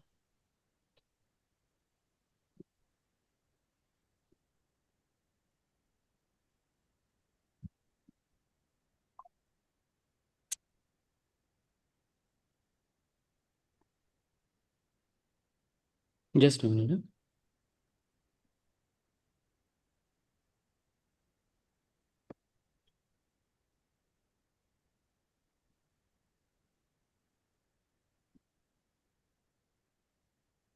Yeah, visible now? Yeah. So in this video, I'd like to discuss with you what are the principles in management of a patient with a mild to moderate zonular dialysis. So what we do consider as a mild to moderate zonular dialysis is up to 4 or 5 clock hours. Can you please play it? It's just pausing. Is it playing okay? Yeah, it's playing okay. Okay, so the incisions need to be okay because you don't want any wide incisions which would cause fluctuations in the anterior chamber. Staining of the anterior capsule needs to be with a little amount of blue dye, which then stains the anterior capsule and doesn't go into the posterior segment. Now, I always like to introduce a little bit of triamcinolone in the anterior chamber to confirm the absence of vitreous preoperatively, as well as this is the ideal way to stain, just a drop on the anterior capsule under air, okay? As we were discussing capsular rhexis, that becomes its own challenge because of the most important reason is in the area of zonular dialysis, you have a lack of counter traction there. So stabilizing the anterior capsule with a dispersive viscoelastic, the initial nick always needs to be from the area of fixed zonules towards the area of zonular dialysis, and then you proceed to complete the rhexis in a typical fashion, understanding which is the center of your nucleus. So you have to figure that out, which is no longer the center of the limbus. Now, therefore, in a case like this, with almost a 5 clock hour of zonular dialysis, a large part of the rhexis is going to take place under the iris edge. Therefore, as we were discussing earlier, the use of a microrhexis forceps allows you to have that level of control by regrasping on and off, changing the hand that holds onto the rhexis forceps, and then proceeding to complete the capsular rhexis from without inwards, well centered on the center of the anterior capsule. So I would completely agree that a use of microrhexis forceps is a great idea. Now, in order to stabilize the capsular bag, to give you that equatorial stability, with a 5 clock hour of a zonular dialysis, I would make 2 paracentesis incisions, sometimes 3 if required, and introduce not iris hooks, but capsular hooks. They have a bulbous end and they have a long length, which gives you that kind of stability. Having achieved that, then use a dispersive viscoelastic to create the space, and then with a hand-on-hand maneuver, I augment the stability to get a perfect equatorial stability by the introduction of a CTR. When you introduce a CTR, it's very important that the last part, the trailing eyelet, should always be in a position away from the area of the zonular dialysis. Hydrodissection is another important step because you want to loosen and free the endonucleus so that you do not have any pushing movements in trying to rotate the nucleus. Now, nucleus management is very important, wherein you understand the fluid exchange here. I think it's playing really fast, but I'll try and keep pace with it. In a very, very soft nucleus like this, you're almost not going to use any energy at all. You just go and aspirate the endonucleus and then the epinucleus. What changes in the fluidics is not the power or the vacuum, but it is the flow rate, wherein you want to reduce the rate at which the fluid comes out of the eye and therefore the way in which the fluid goes in the eye, and also reduce the bottle height. This is another case wherein again you've got a very soft nucleus which is hydroprolapsed out of the bag, in which case again almost no energy at all, very little flow, very little vacuum, and a minimum flow rate and a viscofluid exchange at the end of every instrumentation being brought out of the eye. I'll show you the nucleus management in this case here. When I introduced some triamcinolone, I found vitreous disturbed in the anterior chamber preoperatively. But after staining and washing out the blue dye, the vitreous blob actually went behind the eye.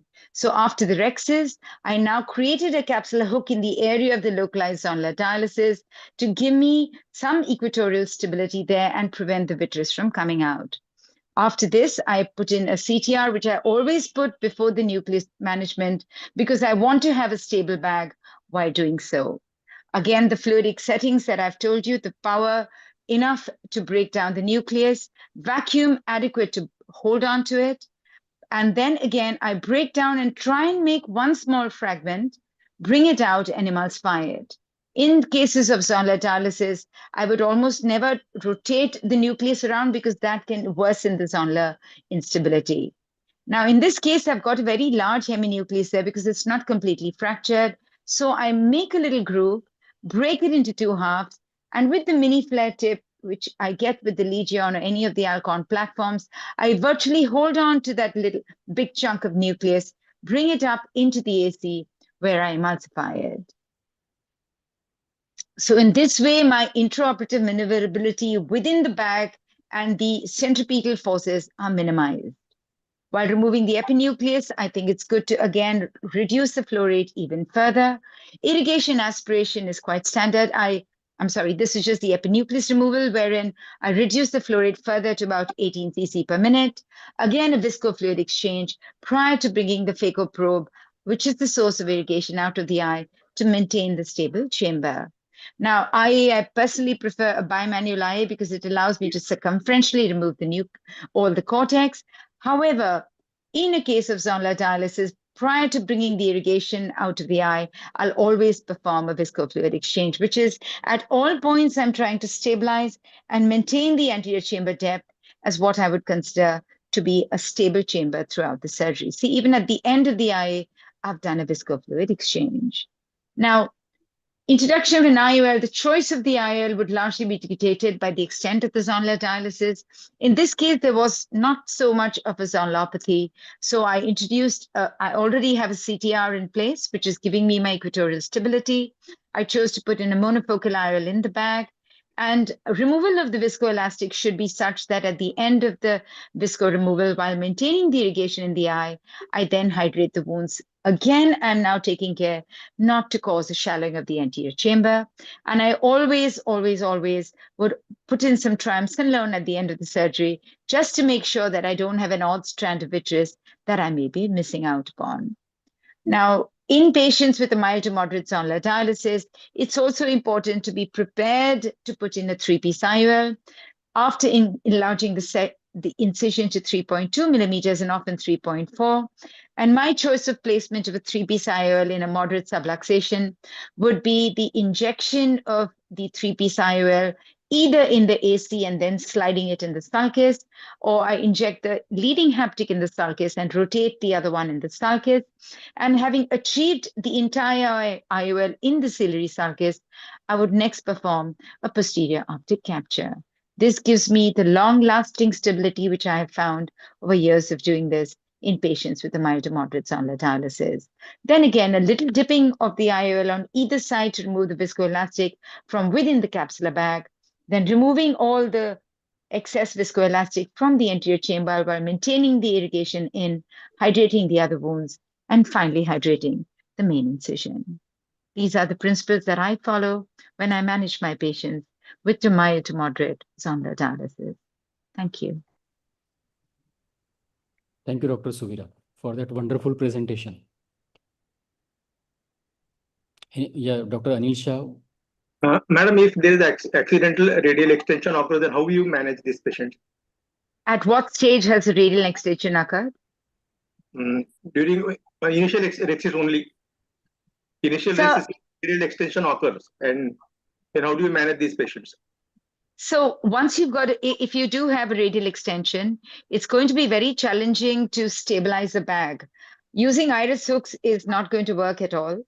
The CTR, well, if the extension is up to the equator and not gone back, I may be brave enough to try and consider CTR, but then again, you know, my chances of being sure that I'm going to be able to maintain a bag and whether the CTR again then goes in via the equator into the posterior segment remains a challenge. So I would not be brave enough to pursue, and I would probably then either hand it over to the VR colleagues or make a large incision, try and bring the nucleus into the AC, prolapse it via SICS, then evaluate if the tear is only up to the equator. I would then perhaps consider continuing with a CTR and putting an IOL either in the bag or in the sulcus. I no longer can do a posterior optic capture. But the game changes once the nucleus, and also density of the cataract matters. It's a very dense cataract. The manipulations are very likely to make the tear go into the posterior segment. So I wouldn't take a risk. I don't want a nucleus drop. I'd rather do I'd extend it to a scleral tunnel, bring the nucleus out, evaluate, and then proceed. Thank you. Thank you, madam. Thank you, Can madam. we have a comment from Dr. Prakash? Did you add that sentence? I missed that part. That you would first, before injecting Trypan blue in a little larger subluxation, you would paint it with viscoelastic and then only stain it? In my humble experience, once you put viscoelastic in the eye, the chances of staining the anterior capsule uniformly are less. So if But I if had... goes behind, no, you lose red reflex. So I know that. So the best way to stain the anterior capsule in patients with a zonulopathy is if you take a 1 cc tuberculin syringe, aspirate a little bit of blue dye and then air and turn it around, the air stays. So inject air to enough to form the anterior chamber, and under that drop of air, just drop a drop or two of Trypan blue. It just stains beautifully and it will not go behind. Dr. Suvira, it was a wonderful presentation. Just a few comments. And I think what Chitra alluded to is, I mean, everybody does things a little differently, but the outcome is good. So I would use, viscoat and inject viscoat in the aphakic area. So that'll protect the anterior vitreous face. Or even the knuckle vitreous, if I decided not to do a vitrectomy, I'll just put the viscoat there and then use a cohesive OVD in the anterior chamber. Then use a BSS, inject BSS just in front of the anterior capsule. So that way, that the anterior capsule is overlapped by a lake of BSS, and then you can do a Trypan blue staining, maybe with cyclodialysis spatula where you paint the Trypan blue on the anterior capsule. Sure. Second thing is, I would prefer. Your rexis was quite large, and it is quite difficult to make such a large rexis, though the surgery becomes more easier to perform. But then when you do the optic capture, there's always a possibility that the optic will again, prolapse and it will come into the anterior chamber. So I would maybe prefer a 4.5 to 5 millimeter rexis if I can control the size of the rexis. Many a time, of course, you cannot control. You just want to intact rexis. And third thing is, see, these eyes generally are quite soft, even if you have not done vitrectomy. If you've done vitrectomy, they're pretty soft. So why not put a suture in the section instead of such aggressive stromal hydration, which disappears maybe in 1 or 2 days time. But then if we just put a suture, it is very easy for us to form the anterior chamber, and then it looks pristine. So you've done such a wonderful job, and you maintain the postoperatively a pristine clear cornea. Very safe. One doubt, like if you're using capsule hooks to support the capsule, yes. What would be the timing of your CTR placement? You always do it before the phacoemulsification? See, the story changes whether you're looking at a pre-op zonular dialysis or intra-op zonular dialysis. In an intraoperative zonular dialysis, you never know how much is the dialysis. Even in a pre-op zonular dialysis, often if we go based on only what our slit lamp evaluation shows, and all of us don't have access to a UBM or an anterion, you can't always be sure as to how extensive the dialysis is. Any which way, even if it is a small dialysis, my personal choice would be to put in a CTR prior to the nucleus disassembly, because the only flip side to it, or the only disadvantage, is sometimes the challenge of removing the cortex. But the huge advantage is when I have created an equatorially stable capsular bag, all my manipulations within the bag of chopping, sculpting, emulsifying are not going to endanger the zonules, the remaining zonules anymore. Which is why personally I prefer to put in a CTR earlier. Suppose it was an intraoperative zonular dialysis, which was large. You put in 2 hooks, but you don't know how large it is. When you go to remove the nuclear fragments, sometimes I've seen the entire bag gets aspirated because you've missed the fact that, because you can't tell how extensive the dialysis could have been if it were intraoperatively. So it feels safer to me. It's just a personal choice. Yeah, Srini, actually, what Sugura told is right. I mean, Sugura prefers that, but what you were trying to hint at, and what part of surgeons they do is, first they put the capsular access hook. They won't place the CTR first. They try to disengage and emulsify the cataract, and then see, because to prevent the floppiness of the bag, then we put a CTR. So there are various techniques, various modifications. It's a preferred choice of an individual surgeon. So do we have Dr. Rohit over here? I mean, he's a great surgeon.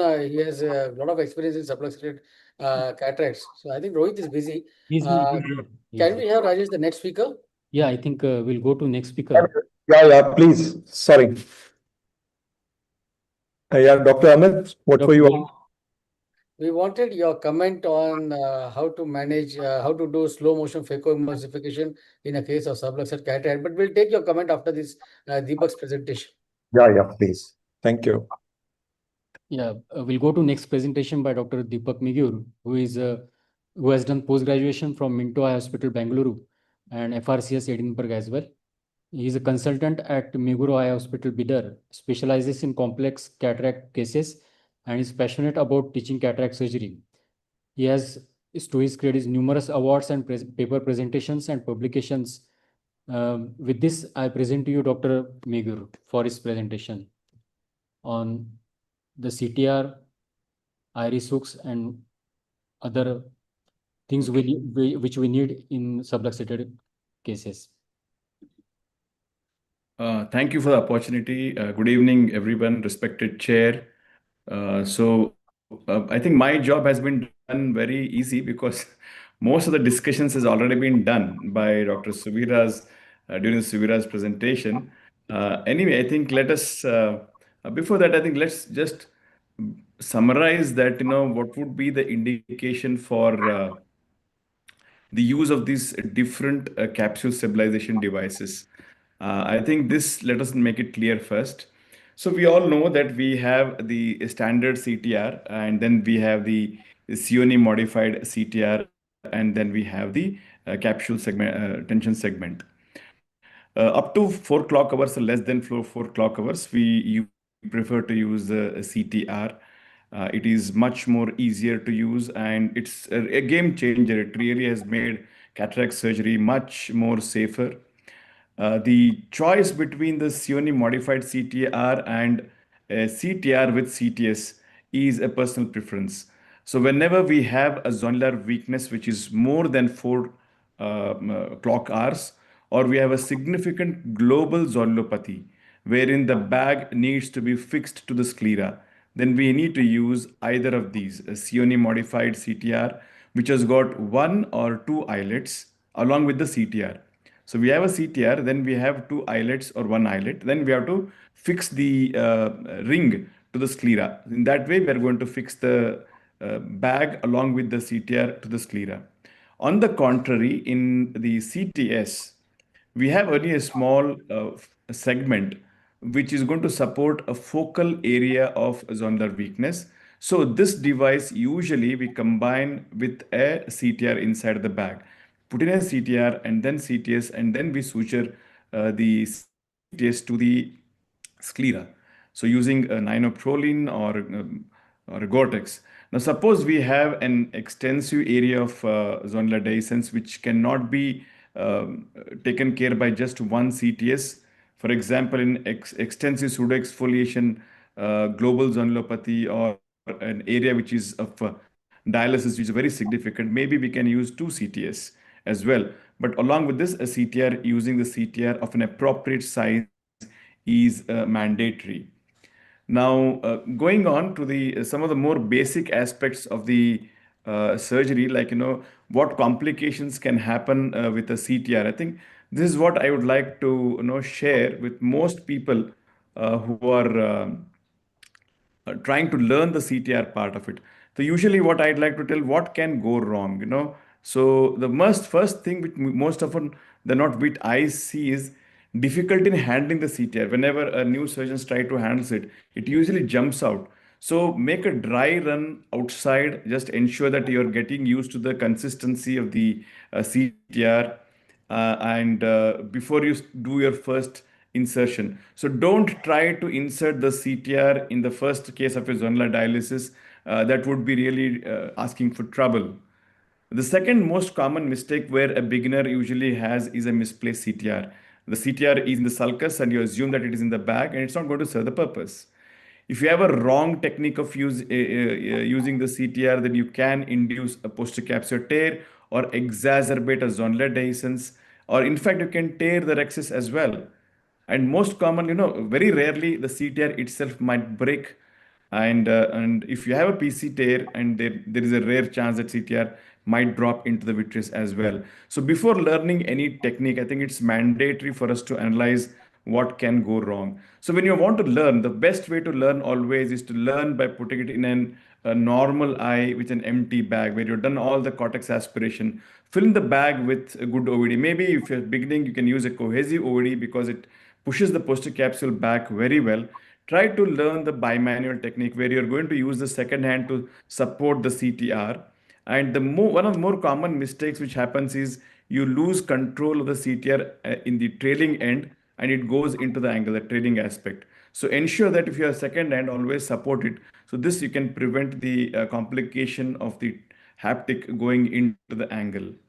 And by using the two instruments, always you can ensure that you're compressing it enough so that you don't induce any stress on the bag. And invariably, you'll have to deal with eyes where the pupil is small. You also would have used a pupil expansion device, and the zonules would be inherently weak. So always use the second hand to compress and then dial it inside. What is the timing of insertion? The debate was going on. Well, it's always said that try to delay it as much as you can. But I am of the opinion that if you can insert it early enough, sometimes you may be good enough not to use a capsular hook as well. This is a case of pseudo exfoliation. And in this case, I prefer to put the CTR early enough. Of course, if the global zonulopathy is too bad, then maybe you may have to use a capsule hooks. So this is an intraoperative zonular dehiscence which was noted.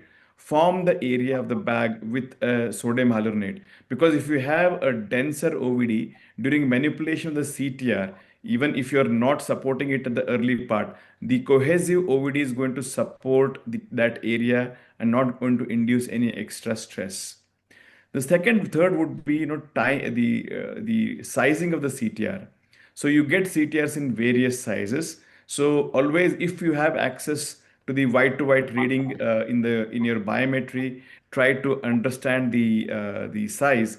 So typically, if you have about 11 millimeter of white to white, I would prefer to use a 11-13 CTR.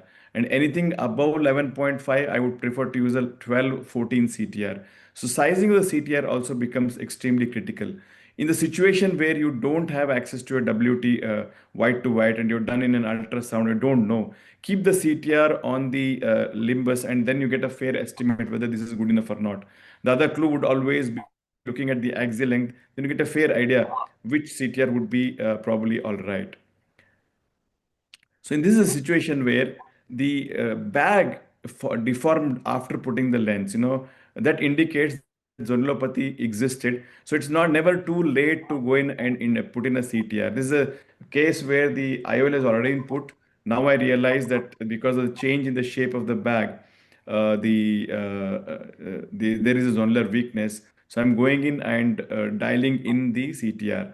Again, the important tip here would be never push it posteriorly. Ensure that it's always traversing in a tangential way along the equator of the capsular bag. So then you can ensure that, now the bag shape changes.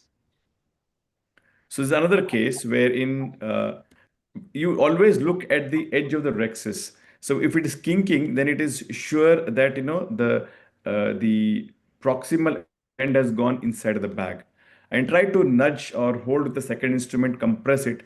This ensures that you're not putting any stress. Now, in this case, what happened? It has slipped out, and now it has gone before you could realize it has gone into the angle now because the left hand just couldn't support. Now, this is a very tricky situation now. Now, how do you want to go back and pull it back because it has gone into the angle? If you want to go in and try to hold this, there's always a risk of causing a Descemet's detachment. So in this area, I think the trick here is to go in and try to hold the entry point where it or the exit point of the of the CTR. So look at the shape of the bag. Wherever it is oval, that is the point where the CTR would be there. Go in with the Sinskyuk, compress it out, and then in this situation, you have to use a microforceps. So stabilize this with one hand with the Sinskyuk, then hold with the microforceps, and then maybe use another microforceps. Then you are getting a good hold of the majority of the CTR, and then hand on hand, gently maneuver it into the capsular bag. So this is an unusual complication when part of it goes into the angle. This is one way to avoid. So nowadays in India, we also have these injectors, preloaded injectors, which have the CTR, and there is a very comfortable way to put in the CTR. They come in with the left variant and the right variants, and the principles are going to remain the same here.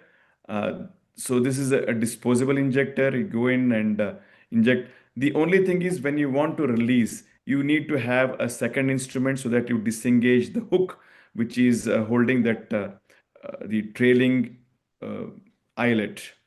So again, go in and use a second instrument just to dislodge it, and it is fine. It's a very elegant way of doing this. I think these are the two companies which make in India predominantly. This is what I use. One difference which I'd like to highlight is the Aurolob ones has a smaller eyelet. The Madhu instrument was a bigger eyelet. So one need to be aware of it. And also the consistency between these two manufacturers is slightly different, but both of them do the job well. I think with that, I'd like to conclude my presentation. Again, thank you very much for the opportunity.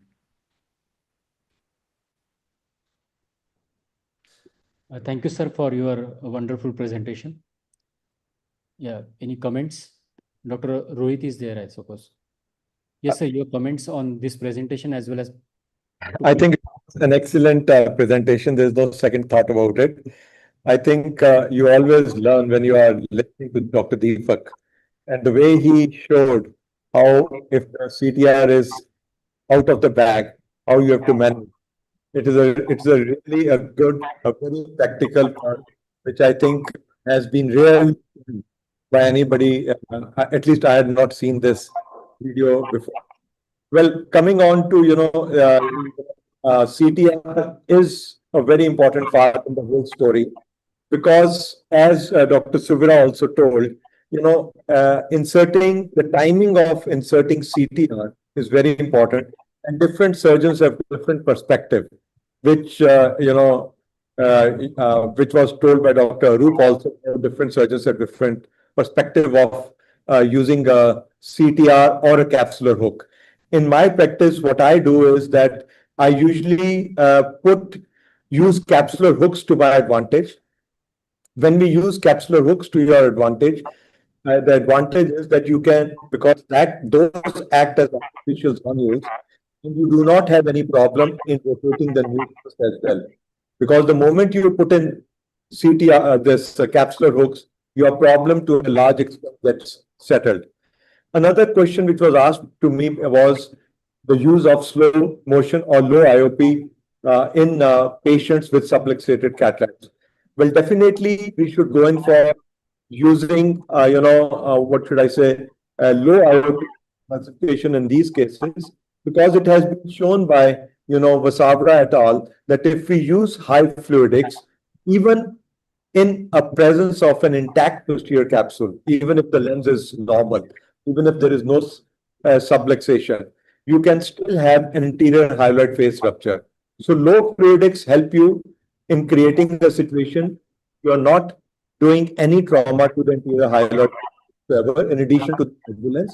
And this is one thing which really helps in carrying out phacoemulsification in subluxated cataract. I use IOP of around or so fixated cataract because I want to have total environment in which there is no turbulence whatsoever in the anterior chamber. Putting a CTR right at the upfront, which Dr. Chitra has always advocated, that you put CTR at the upfront. I think that's No, I would not place it upfront. I would put capsular hooks and I would put 3 or 4 capsular hooks with artificial zonule and then only place CTR. that's what, Unless, that's what I'm saying. But before the starting of the phacoemulsification, I heard you, if I'm not wrong. no. After the capsular hooks, you don't wait for the nuclear emulsification to happen. You put it right at the beginning. Because there's a study by David Chang in which he has suggested that if you put capsular hooks right in the beginning, it gives support to the bag in a larger way rather than putting it in at a later stage. So because that goes and fixes itself interiorly and prevents any any what should I say, bag instability. But putting a CPR in the beginning involves a lot of strategy, which Dr. Deepak would also agree with me that you have to, have some space between the bag, between the anterior capsule and the nucleus, so that you have a space from which you can push in, the capsular, the CTR at the right at the outset. But then in hard cataracts, you do have problem because there is less space for the CTR to go in. I think this is all which I would like to add. Yeah, I just wanted to add 2 points, rather emphasize what Deepak had mentioned. So number one is before you start handling subluxated cataracts and use CTR in them, do at least 15 or 20 CTRs, either manually or using an injector in routine cases. For example, nuclear hard cataracts where you have a floppy, kind of a floppy bag, large posterior, wrinkle posterior capsule. So get a hang of the process. And then you, when you encounter a subluxated cataract or intraoperative zonular dialysis, it becomes much easier for you to handle. And then number two, about the reusable, the disposable injectors have just come out maybe a couple of years, 5-6 years, and that is a wonderful concept. Earlier, we used to use the injectors from from Rumex and various companies, and those are autoclavable. The problem with those injectors where it is very difficult to clean the tube of the injector. So there have been times when I've noticed that there has been a gelatinous substance which has come into the bag along with the injector. So I have stopped using those the reusable ones, the titanium ones or the stainless steel ones, and it is always a good idea to use a disposable injector and get used to using the injector with both the hands. Sometimes it really helps you, with depending upon where the dialysis is located. So you should learn how to use left hand as well as right hand. Third point, I think Deepak also mentioned, some of these eyelets, once you start to, start dialing an eyelid, at the terminal stage where you're going to tuck it under the capsule, you see that the Sinskey hook doesn't disengage from the eyelid, it's stuck. So then, so you should have a second Sinskey hook available so that you have to, some nudge the Sinskey hook and disengage it from the previous Sinskey hook, disengage the eyelid from the previous Sinskey hook. So these are some of the problems that can come up from time to time. Not big challenges, but you should be aware that such things can happen. I think Deepak, the best way to Quickly, prevent trailing haptic from getting lost in the sulcus or in the angle is either to use a preloaded CTR or to pass the CTR not from the side port but from a larger size wound with the help of a McPherson. So by that way, you pass the tip of the McPherson into the anterior chamber below the anterior capsule and release it with the Sinski in the other end. You will prevent the trailing haptic of the trailing eyelid from escaping into the sulcus or into the angle. There's a small I problem. second Amit. So I I always would, put it from the main node. Yeah, go Yeah, ahead, same here. Chitra. I also put from the main one. why I would not want to put it to the main wound, if I go to the close side port, the AC, the anterior chamber is deep and firm. When you go through the main wound, there is a shallowing of the anterior chamber and there's viscoelastic coming out, and that you could also have the area of zonular dialysis could increase. Whereas if it is a closed chamber, when you go through the side port, you can maneuver it very well without the area of dialysis increasing at all. Supposing that you lose the hook, lose the ring in the. Yeah, I know. If you Huh? lose, if you happen to lose the. No, I in would, the before angle, the last what did you part do? of it is going to get tucked in, I will go through the side port with the second instrument to the other side port and then go in and nudge it into the capsular bag. That's how I would do it. I would not use the same side, one port to tuck it in. I would go to the other side port with the other Sinski and then nudge it in. A question to Deepak is, supposing Deepak, you have lost the CTR in the angle, and what would be your approach? What would be your advice, recommendations to people who have just started, handling these devices? Deepak is. I think he left. He is left. So I think Sometimes, what I've noticed is it is okay if you have better lost to leave. if you lost the CTR in the angle and you're needing a lot of manipulations to take it out, you better leave it there. You don't really don't struggle and create more trauma to the adjoining structures, underlying structures which are needed. One can perhaps leave it behind. in the angle. But you should insert another CTR then. Yes, You that is a can't- different thing. Yeah. So I'd just like to add that when we put a CTR through the main incision, ma'am, you're right that there's a chance of the chamber getting shallow. The other thing that I do is I use a dispersive viscoelastic first between the nucleus, and I raise that space between the nucleus and the capsular rex's edge. That gives me the entry point of my CTR within the capsular bag. So it's no longer a challenge putting it in even in a hard cataract earlier on. Secondly, if I've also used a dispersive viscoelastic in the AC or a cohesive viscoelastic, let's say, when I'm going in through the main incision with a hand-on-hand maneuver, I'm not shallowing the chamber. My main incision is still quite tight. It's just that little, the CTR that's going in. It's only for the fraction at the end when I hold on to the trailing eyelet with a McPherson's with its convexity on the opposite side. I literally am going in and dipping it in. It will go in the bag. It's a lot easier than managing to find, because I myself have had the challenge of having it slip into the angle. It's hell getting it out.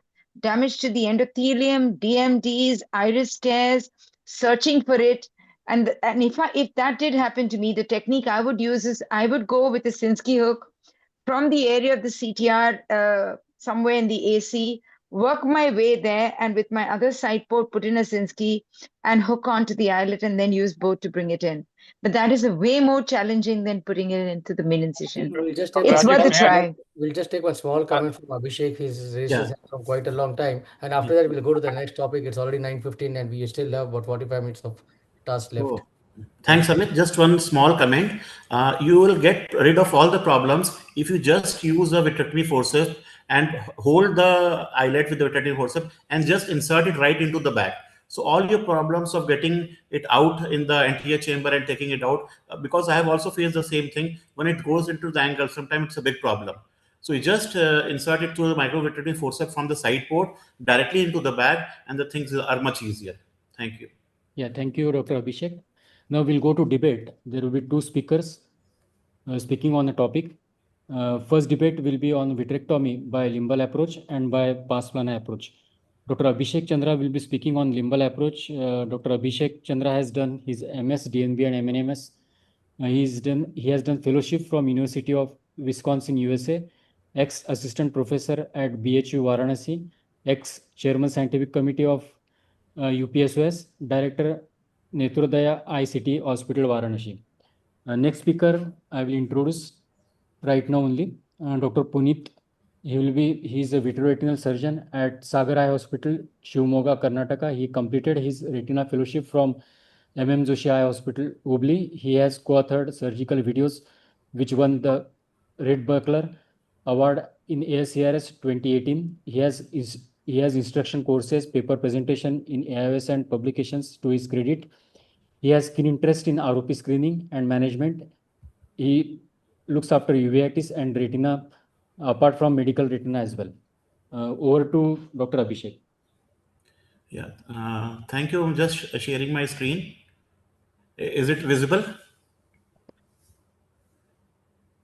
No, it's not visible. Yeah, Abhishek, your screen was visible earlier. Just go to the slide share. Yeah, I'm just. Now it is not visible. Start sharing again. I'm sharing it.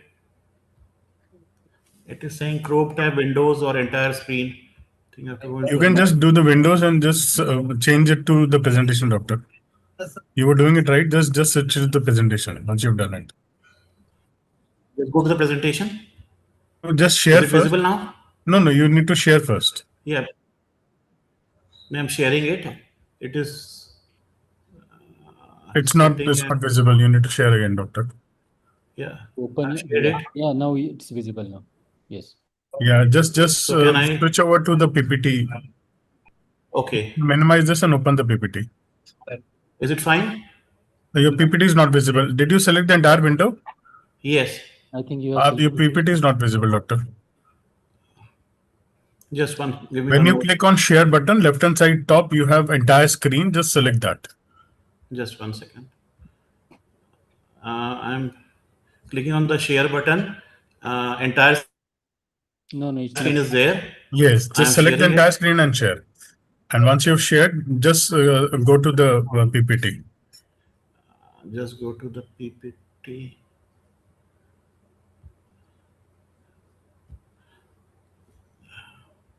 Yeah. Now select the presentation. Just 1 second. Where is the PPT? One second. Yeah, I think it's there. Is it visible now? Yes, it's visible. Go to slide share. Yes, doctor, just make it in slideshow mode. Fine. And we are good to go. Okay, is it visible? If you just hide the bar on the front, you have that hide button. Yes, thank you. Thank you. So thank you, ARC and everyone for giving me this opportunity. So today I will be discussing a small debate on managing vitreous prolapse through the limbal approach.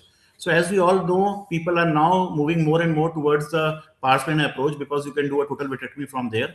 But I still think that limbal approach is something which everyone should be knowing about it and should be ready to do it whenever there is a complication.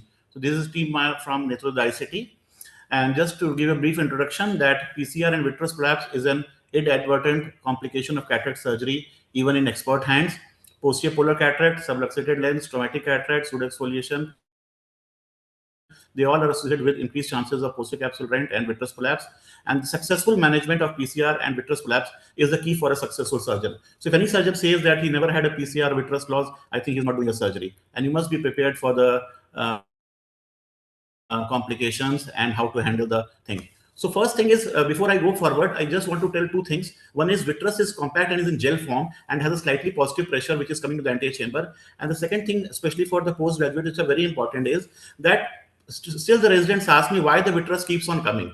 So just in Rayan, it is very beautiful given that vitreous is basically composed of two things. One is long protein molecules which are negatively charged, and then it is surrounded by sodium and potassium ions which are positively charged.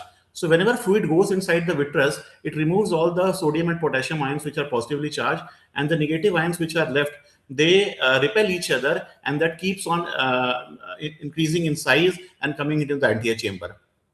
So you need to know this physiology because you have to prevent water from entering into the vitreous cavity. Otherwise, there will be more and more of vitreous loss. So one thing is, for a good anterior vitrectomy, there are a few things which you need to keep in mind. One is a good sharp sterile cutter, moderate suction, cutting rate should be higher, and do not use a coaxial irrigation, because when you're using a coaxial irrigation, more and more fluid is going into the anterior chamber, and this would lead to more and more vitreous coming in from the vitreous to the anterior chamber. The irrigation using a 23 cannula is good. It controls IOP, and always keep the cutter tip facing anteriorly so that it is visible, so that you know what you are eating and what you are not. So as I told you, there are two methods. One is the limbal approach and the pars plana approach.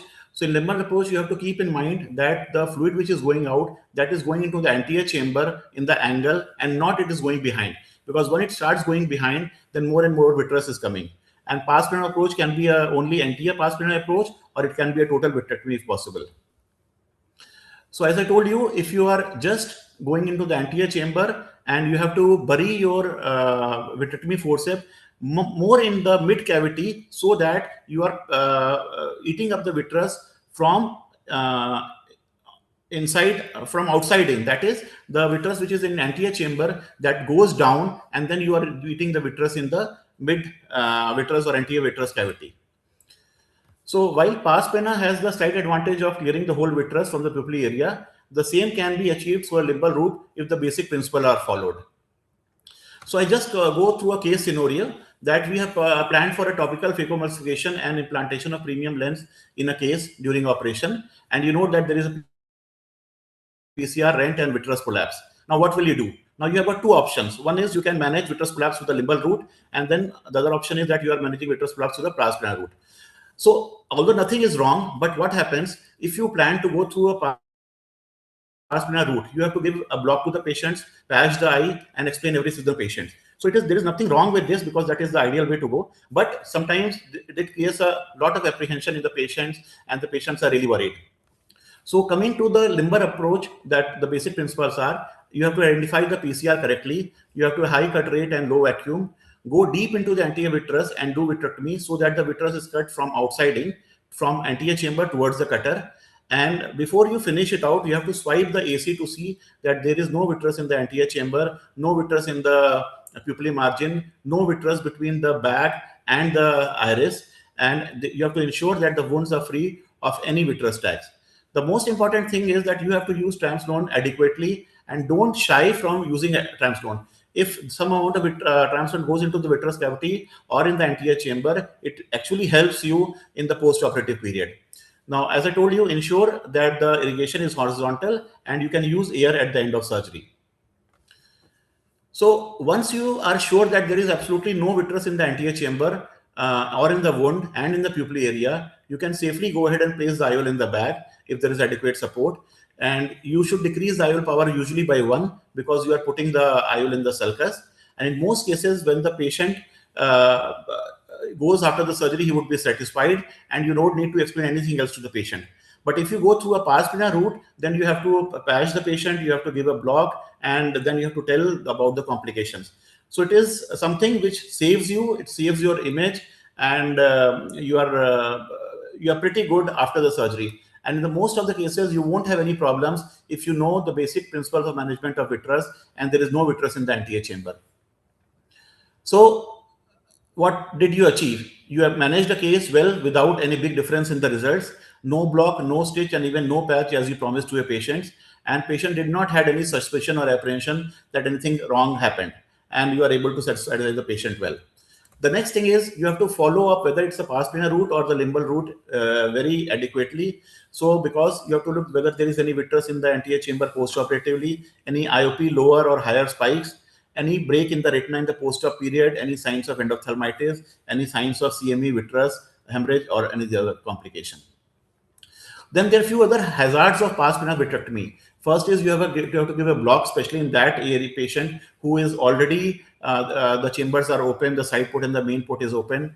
You need to be an expert surgeon if you're going through a pars plana vitrectomy. You need to have a good machine, preferably 23 gauge, 25 gauge, 27 gauge vitrectomy should be there. Then it's always a blind procedure, although it's not that complicated, but sometimes you can land up in choroidal hemorrhage, or you can have a detachment, choroidal detachment or something like that during the surgery.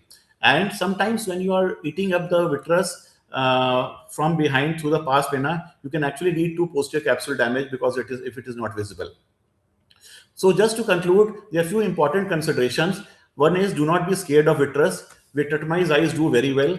Know the principles and the anatomy of vitreous and its complication. Do not act in haste or reflex. Be ready with the instruments in every case, and that is very important. If you don't have a vitrectomy, my personal suggestion is you don't do the case, and have a plan of action in place if there is a complication. So just to conclude, limbal approach is a very safe and effective method of managing PCR with vitreous prolapse. The case is managed in the same sitting under topical anesthesia with placement of IOL in most situations.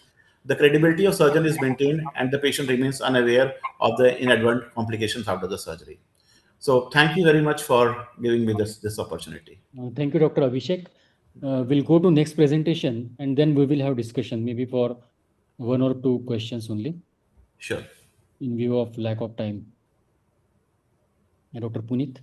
Shall I? I'll share my screen. Yeah.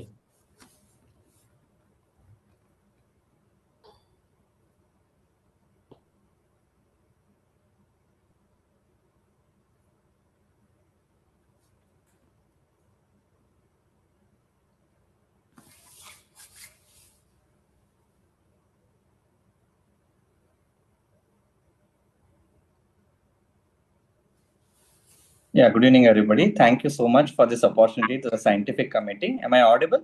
Yes, yes. Please go ahead. Yeah, so I'm Dr. Puneet from Shimoga. So let's move on straight to the topic.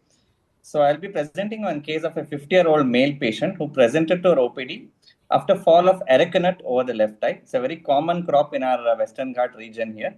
As you can see in the bottom right corner, that's an arecanut. And in the middle picture, you can see how it's harvested. There's a person on top and there's a person below trying to catch it. So the person below is at high risk for eye injury, and it's a very common thing in our region. So he complains of gradual diminution of vision in left eye with pain, redness, and watering and photophobia.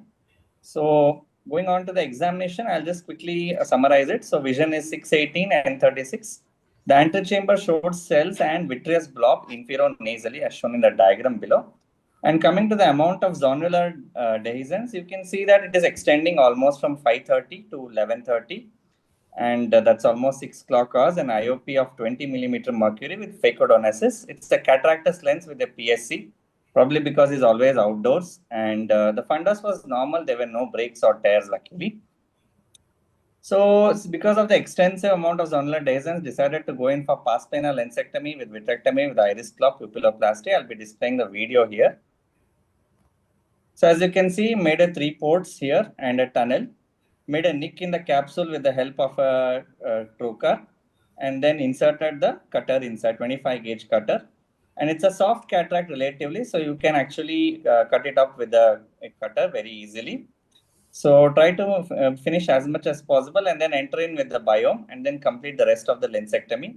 The vitreous will keep coming, but you already have the cutter and you don't have to worry about it. So just keep continuing the vitrectomy. It will cut off both the lens as well as the vitreous. And make sure to keep it good view of the retina as you do it. You can see some fragments are falling back on the posterior pole, but that's okay because you've already planned for a vitrectomy. So if the nucleus is a hard one, you can do a fragmentation also. If it's soft, most of it comes with the cutter. And at the end, start doing the peripheral vitrectomy so that you don't leave any scope for traction here.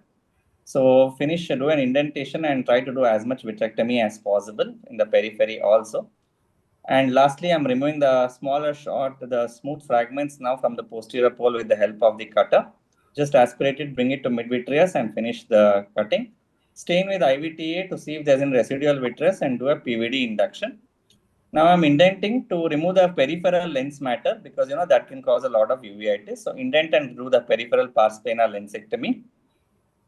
As you can see, the pupil is quite dilated. Then go in and indent and see for any peripheral breaks. Now I'm making the pupil smaller with the help of a forceps and pilocarpine. I aimed for iris claw versus SFIOL in case the iris is too big, but the iris became small. So I was comfortable inserting my iris claw here. So put a nice amount of viscoelastic, stop the infusion, enter with the iris claw and then enclave it nicely. Make sure you don't drop it. Even if you do drop it, you are already vitrectomized, nothing to worry. You can go in and pick it up. It will just add on to your intraoperative time. So then gently claw it. And when you claw it, make sure that your instrument is at the periphery of the iris because you have very minimal iris here. You don't have a lot of iris to claw. and insert a good amount of viscoelastic to prevent it from dangling backwards. Get it up and then again do the other claw. And then I finished it up with a 4th row Amaragala pupilloplasty because these are outdoor workers and they have a lot of photophobia. So it's always better to make the pupil as small as possible considering the sphincter tears that he had. So as you can see here from my video, it allows to clear up all of the vitreous and minimize the vitreous structure. The disadvantage with limited anterior vitrectomy is, once you leave behind the vitreous, it's going to cause PVD, it's going to cause breaks, it's going to cause an ERM and a whole lot of other things coming up, which you will see eventually in a year or two. So you finish off that once for all, once you go in, and you inspect the vitreous base thoroughly. You can do an endolaser in case you did have an iatrogenic break. And you can remove all the nuclear fragments. The patient won't come back to with redness and pain and, fragments irritating him and causing uveitis and glaucoma and a whole lot of other things. The only disadvantage is, yes, of course, you have to block the patient if this was not planned for. But if it's elective surgery, you have to block the patient and do it. You will have a lot of expenses because you're using a vitrectomy pack cassette here. There is definitely a learning curve for anter-segment surgeons, and it can be a blind procedure for them since they're not going to use the biome. And yeah, there is always a risk of iatrogenic retinal breaks and retinal detachment and choroidal detachment and things like that because of infusion. So, but overall, it gives you a one-time thing and you can do a good job for the patient for life. And most of the times there's no complications and they do well. So with that, I'd like to conclude saying that pars plana is a very good approach. Thank you. Thank you, Dr. Puneet. That was a wonderful presentation. Quick comments from Dr. Deepak. Rajesh, actually what we thought was that we are dealing with in a case where you have a rent and then there is a vitreous collapse. So should you manage it through the anterior route or the posterior route? If it is previously planned and if there is a drop or something, you have to do a pars plana vitrectomy anyway. But the question was, if there is a rent and there is a vitreous collapse, so should you go for a limbal approach or should you go through the pars plana? That was the main, I think, the topic of debate, what I thought was. Maybe very nice inputs from both of you. Any comments from our expert? Yes. So Rajesh, with regard to Abhishek's talk, it was a nice talk. Only thing is the cut rate you said was 1,500 to 2,000 cuts yes. and low vacuum. Just consider that generally for anterior vitrectomy, low cut rate is better because it does the job well. Sir, earlier we used to plan low cut rate, but because the machines were not that good. But now what we have seen with a higher cut rate also, if you have a low vacuum, you can do a very good vitrectomy and a thorough vitrectomy, and then there is less traction to the retina.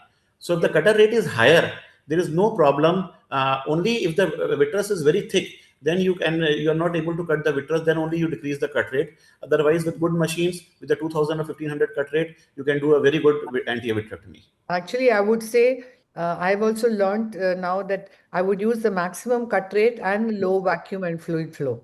Yes. Because I would want to cut the vitreous effectively. So having a high cut rate is an advantage. And we don't want vitreous traction because if the cut rate is less, there will be more vitreous traction, which can lead to retinal tears and break later. So there is no harm in having a good cut rate even for anterior vitrectomy. Yeah. I think as a VR surgeon, I would put it, faster the cut rate, less the traction on vitreous, and it will cut more. So when you are doing a admixture of vitreous and cortex or some fragments, probably it is prudent to have a less cut rate because harder the material, you need a less cut rate. Otherwise, it will not come in the grasp. Otherwise, in a plain vitrectomy, it should be the highest cut rate, minimum suction. Right. That's why I would like to do cut IA and IA cut in my surgeries, wherein in the same machine I can do both. Cut IA is always better. Can I add? Yeah, and a good idea when you're doing a limbal approach is also to have the vitrectomy probe facing downwards so that it cuts and falls back. So high cut rate and with the probe sideways or slightly down so that as soon as the vitreous cuts, it falls back. Right. And one more point is chamber should always be a closed chamber vitrectomy, whether you go anterior chamber, anterior route or pars plana. Routinely, I use pars plana route because basically I was trained a vitreoretinal surgeon and now I have switched to anterior segment. I find it more comfortable and handling vitreous in the anterior chamber when a rent happens through a pars plana approach is much better. And one point to Abhishek's this thing is, You said if you do it off in the same setting, anterior route, without giving block and all that, Yes. It's a nice feeling to the patient. But somehow in our practice, if anything like that happens, we tell the patient, there is nothing to There's hide, nothing wrong about it, sir. nothing to impress them that we did it off. But they finally appreciate the way you managed and their final outcomes. And so just giving a block, if it requires more, especially if cortical matter is left behind and you need a little more diligent approach and more time, it's better to go that way. Like So you very aptly mentioned that handling that is more important than ending up with a problem. Yeah. So we don't want to compromise on the results anyway. If we have a doubt, there is a lot of matter or a nucleus piece or something where it can affect our results, we'll definitely go for a block and a pars-plana route. But if it is simple, a vitreous loss without anything else, without cortical matter, and you just want to place a lens, you can just do an anterior vitrectomy safely, and then you can just place the lens. So in that way, in most of the conditions, you can do it very well. And the patient, because see, whenever you tell something to the patients in today's era, when everybody is expecting a topical phacoemulsification, and then you have to tell it, sometimes it is a bit difficult for you also and for the patient also to understand the same thing. I know that is perfectly fine and you are doing whatever is right. But if you can manage in a better way without letting the patient know, you can do it, I think, smartly. Here, because of the gray hair, I would like to tell all the youngsters who are saying there's nothing wrong. If it happens, we have stopped calling these as complications. They are less likely outcomes of a surgery. Yes. There is nothing like a word complication in a surgery. When you are trying to do something, there are more likely outcomes and there are less likely outcomes. When a less likely outcome happens, otherwise, calling it a complication, the word itself we is never tell about it by different people. Actually, what perfectly Dr. fine. Rajshekar is saying is true in many ways. Even if you are actually sending your case to the retina surgeon to handle it, where the case is being blocked and he is doing it in the pars-plana route and putting the lens, and if the cornea is clear and the patient is seeing well the next day or in a couple of days, they want the other eye also done by you. It's not that they change surgeons. Yeah, right. I have just one query to Dr. Y.L. Rajshekar sir and any of the persons doing pars-plana. So when you do pars-plana lensectomy, do you end up doing it? Prashant, Puneet, it's pars-plana in case of during cataract surgery. Okay.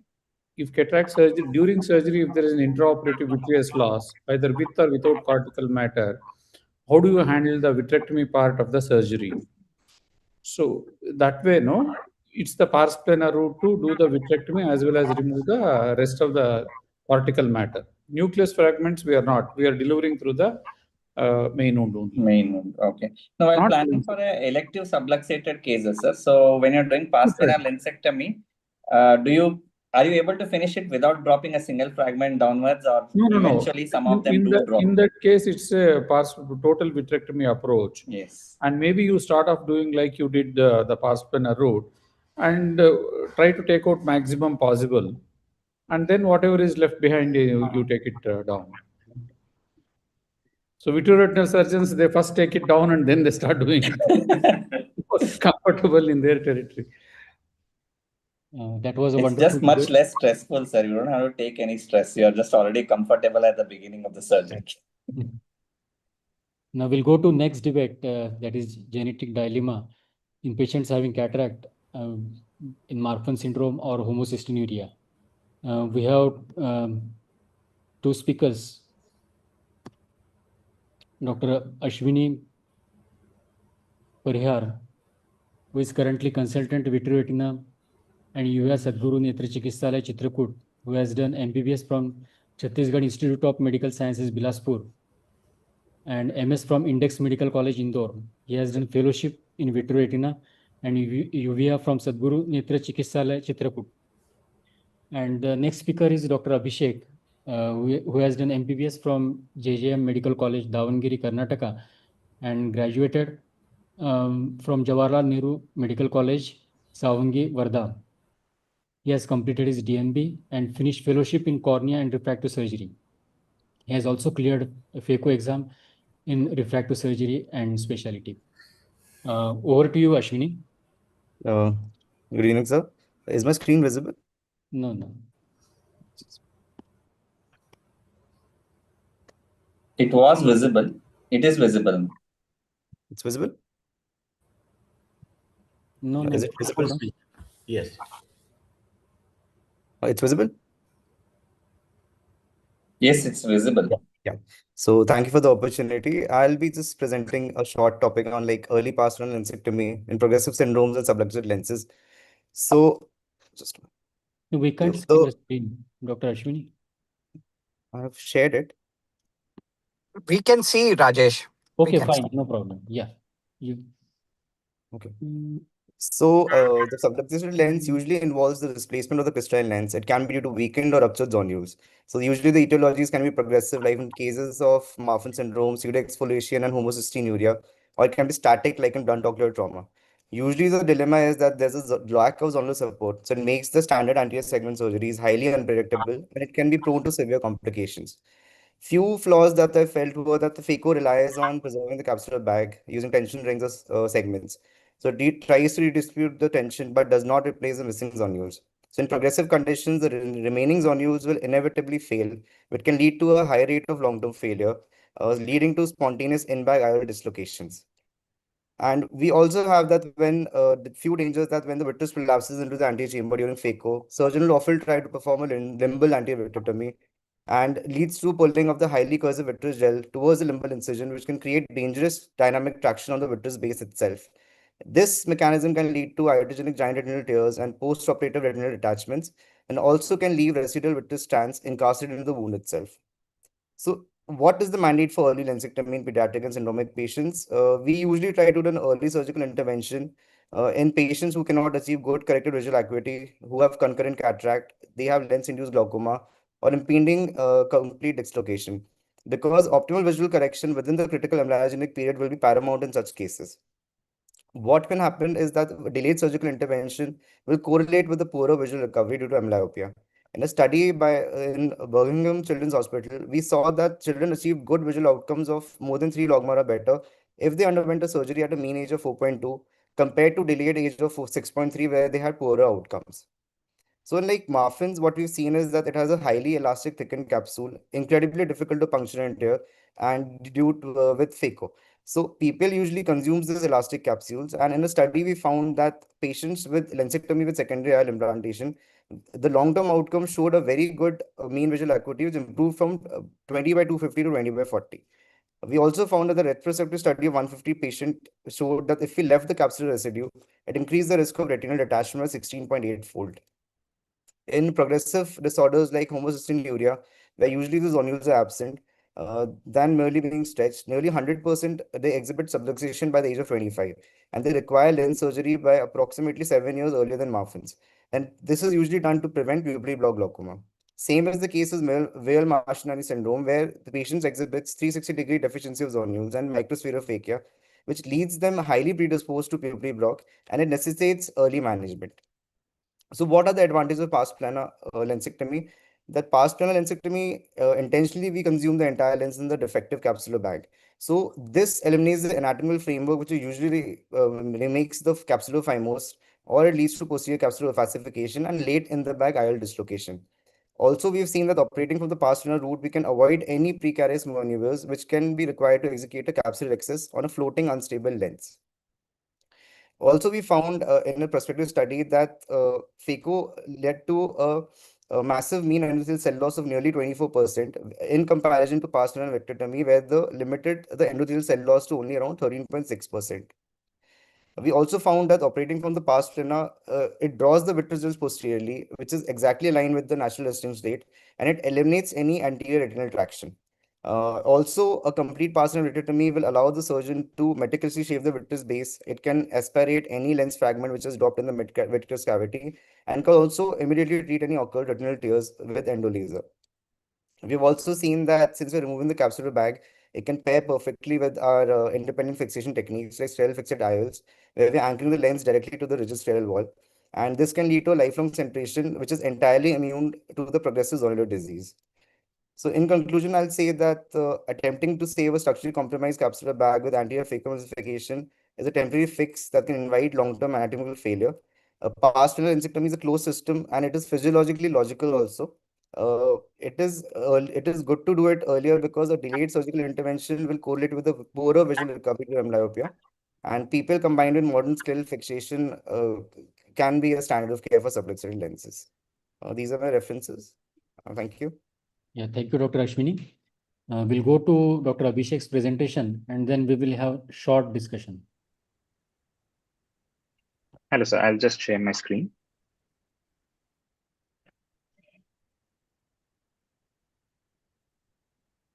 So is my screen visible, sir? Yes, yes, yes. Yeah. Doctor, can you Good evening. change the view? It is in presenter's view. We can see the entire this thing. If you can just go on top and use slideshow. Yes. Is it okay now, sir? Yes, perfect, doctor. Thank you. Just a moment.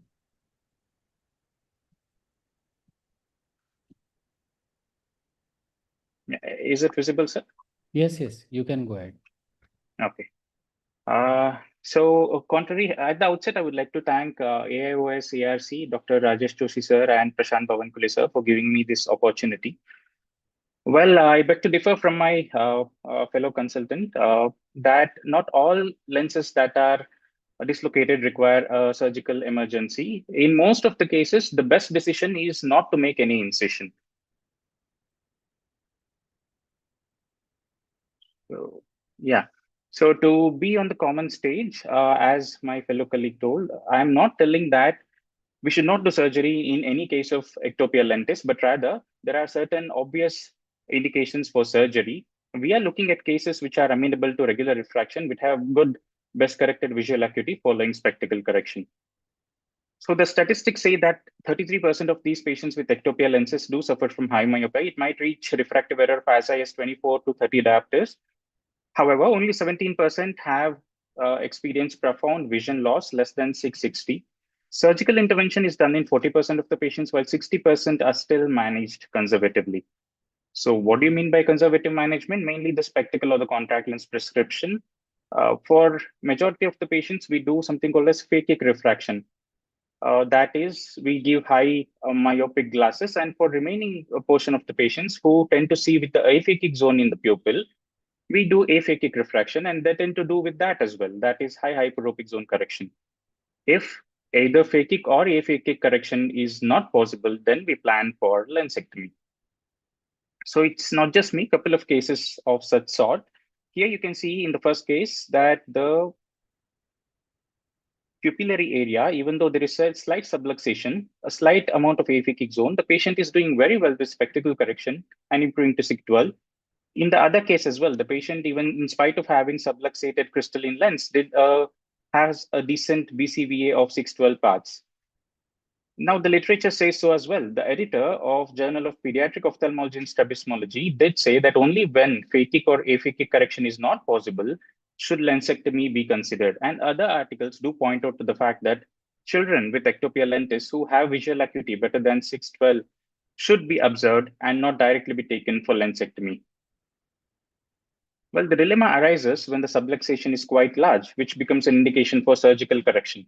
Here you can see that the edge of the subluxated lens is splitting the pupil into half, causing uniocular diplopia, which is not amenable by regular refraction. Such cases, I say, would have to go for surgical correction.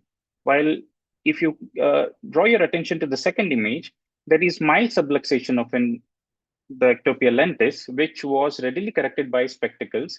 However, the patient, after a few months, had trauma, following which he developed a significant dislocation of the lens and therefore had to undergo surgery. If it was not for a trauma, then the patient would be very well managed with spectacle correction. Now, my fellow colleague did say that late lensectomy would result in a significant lesser visual acuity post-surgery. However, I beg to differ, and so does many articles, one of it from the India itself, stating that the age and degree of subluxation at the time of surgery do not influence the final visual outcome in cases of ectopia lentis undergoing lens extraction surgery. We do have to know that these patients had previous spectacle correction, therefore did not end up in absolute amblyopia, and therefore did not vary much in terms of post-operative visual outcome. Subluxation need not always be the same. It might be sectoral, wherein there is significant shift of the lens from the pupillary zone, or it might be circumferential, wherein 360-degree weakness of the zonules results in a lens that is slightly weaker, but still in the center of the pupil, which will be readily corrected by spectacle refraction. And if the patient can do well with spectacles, why opt for surgery? Now, let's say we do early lensectomy aggressively, then aggression has its outcomes. Here you can see that in first article, 11 out of 64 eyes post early lensectomy ended up having detachment. I'm not saying it's true in all cases, but we do certainly have to look into the numbers. And the article that I just mentioned earlier did indicate 27% of patients ended up having post-operative complications. It did say that it did not matter whether the patient had SFIOL or any other type of lens. What mattered was the degree of subluxation and the axial length. And most of the cases did have preventive photocoagulation done before surgery. So added steps in conservative management, not only spectacle correction, but also do take care of other parts of the eye as well. If there is an anterior subluxation causing the nucleus to block the pupillary axis, do a peripheral laser iridotomy, relieving the pressure and maintain them on anti-glaucoma medications. Then most of these patients have visual loss due to amblyopia. Do employ patching therapy to prevent amblyopia, and make sure you advise proper steps in patching. You can give a list of activities that the kid has to do once he's patched, like near activities mostly, like the solving a Rubik's Cube or solving puzzles, so that it eliminates amblyopia. And if lens is dislodged in the AC, some amount of pharmacological mydriasis might be done to push it back beyond the pupillary margin so that you can prevent any endothelial damage. So the take-home message ultimately would be intervene surgically only when necessary. Do not jump into conclusions. Whenever you see a case of ectopia lentis, right away do lensectomy. Always do note that these are the patients with weak fibrillin gene. Any patients with FBN gene mutation will also have some scleral abnormality. There might be cases of decentration of SFIL post lensectomy as well. Always aggression comes with complications. There is chances of increased complications, or rather similar to that with any other lensectomy procedures, and do have a caution before doing early lensectomy. When the ultimate aim is to give functional visual rehabilitations for patients in ectopia lentis, when you can do so with spectacles or conservative management alone, why jump for lensectomy? Thank you all. Thank you, Dr. Ashwini and Dr. Abhishek, for those wonderful presentations. Any comments from our chairpersons or our Wonderful talk. Yeah. Very nice talk. Thank you. Thank you.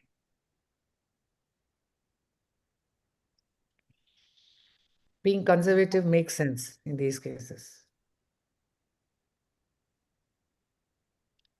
I think if there are no comments, we'll go to next debate.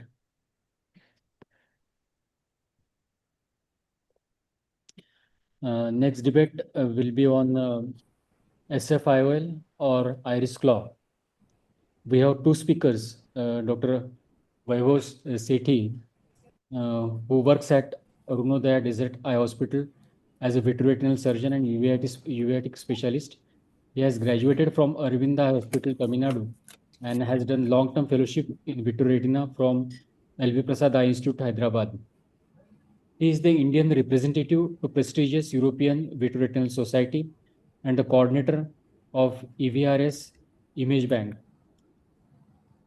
He has to his accolade several hundreds of ophthalmic surgeries, including micro incision vitreous surgeries, retinal detachment surgery, scleral fixated IOLs, macular surgery, and so on.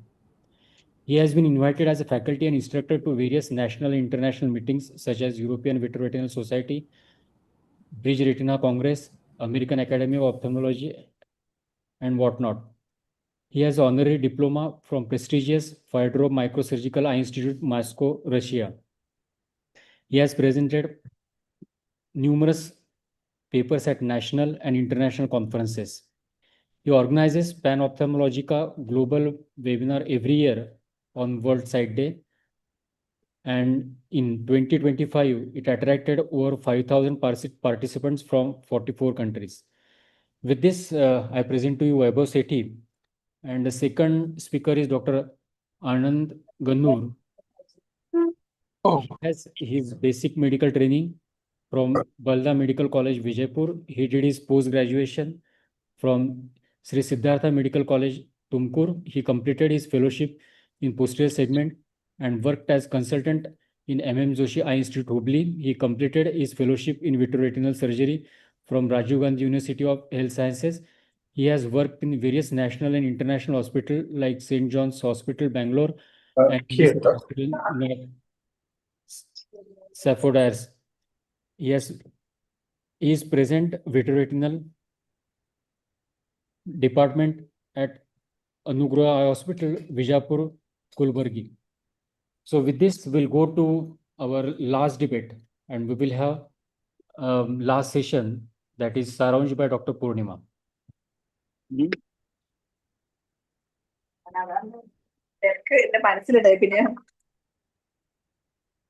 Dr. Vaibhav Sethi. This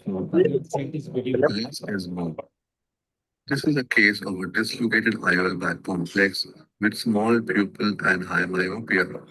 Here, first, a large sclerocorneal incision and tunnel is made so that this IOL back complex can be explanted through this tunnel and later an iris lens can be positioned. The small pupil is managed by placing 4 iris hooks and the pupil is enlarged. The anterior chamber is entered and viscoelastic is injected to coat the endothelium. Then, with the help of 2 Sinskey hooks, the IOL back complex is gently brought out into the anterior chamber and then explanted through the main tunnel incision. Viscoelastic is injected into the anterior chamber and a pars plana anterior vitrectomy is done.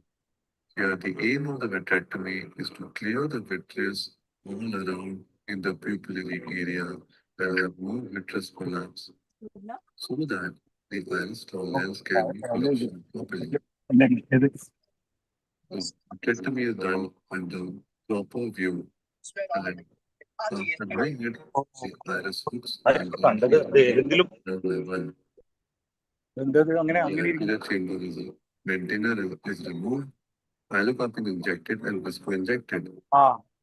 Posterior lumbal incision is made clear part, and then the patency implanting it gently implanted into the anterior chamber, located or dialed into position. The special design forceps are used to check, and then the inclination is done. It is felt like a clip. The AC again is formed viscoelastic. One small pupil, the other haptic is guided behind, and again inflammation is complete.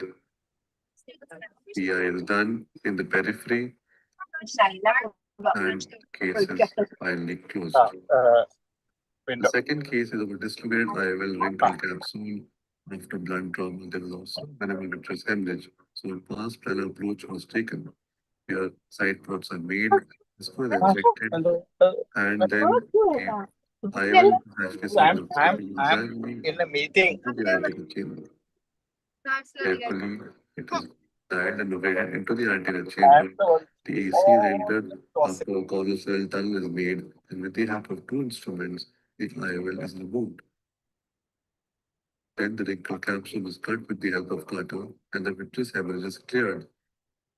After clearing the vitreous hemorrhage, PVT is induced and completed so that the vitrectomy is complete.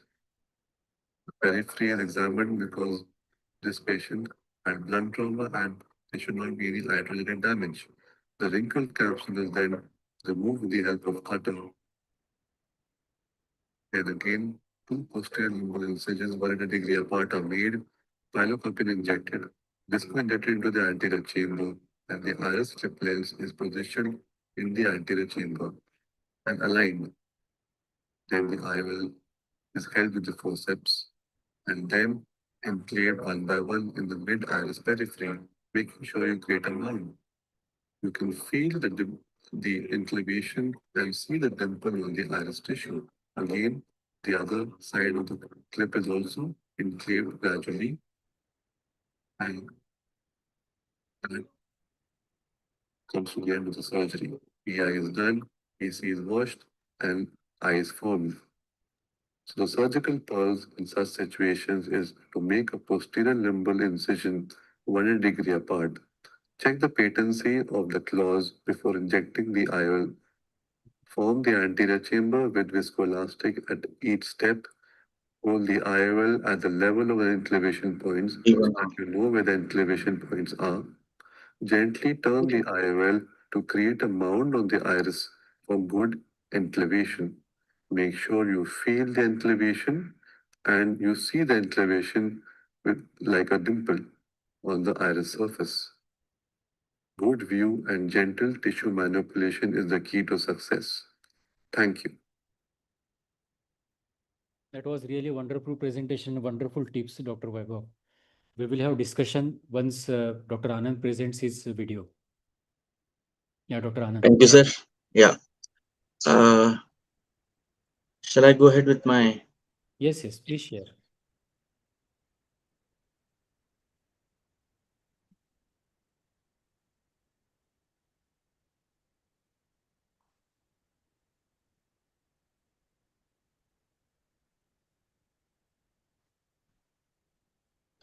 Is it 1 second?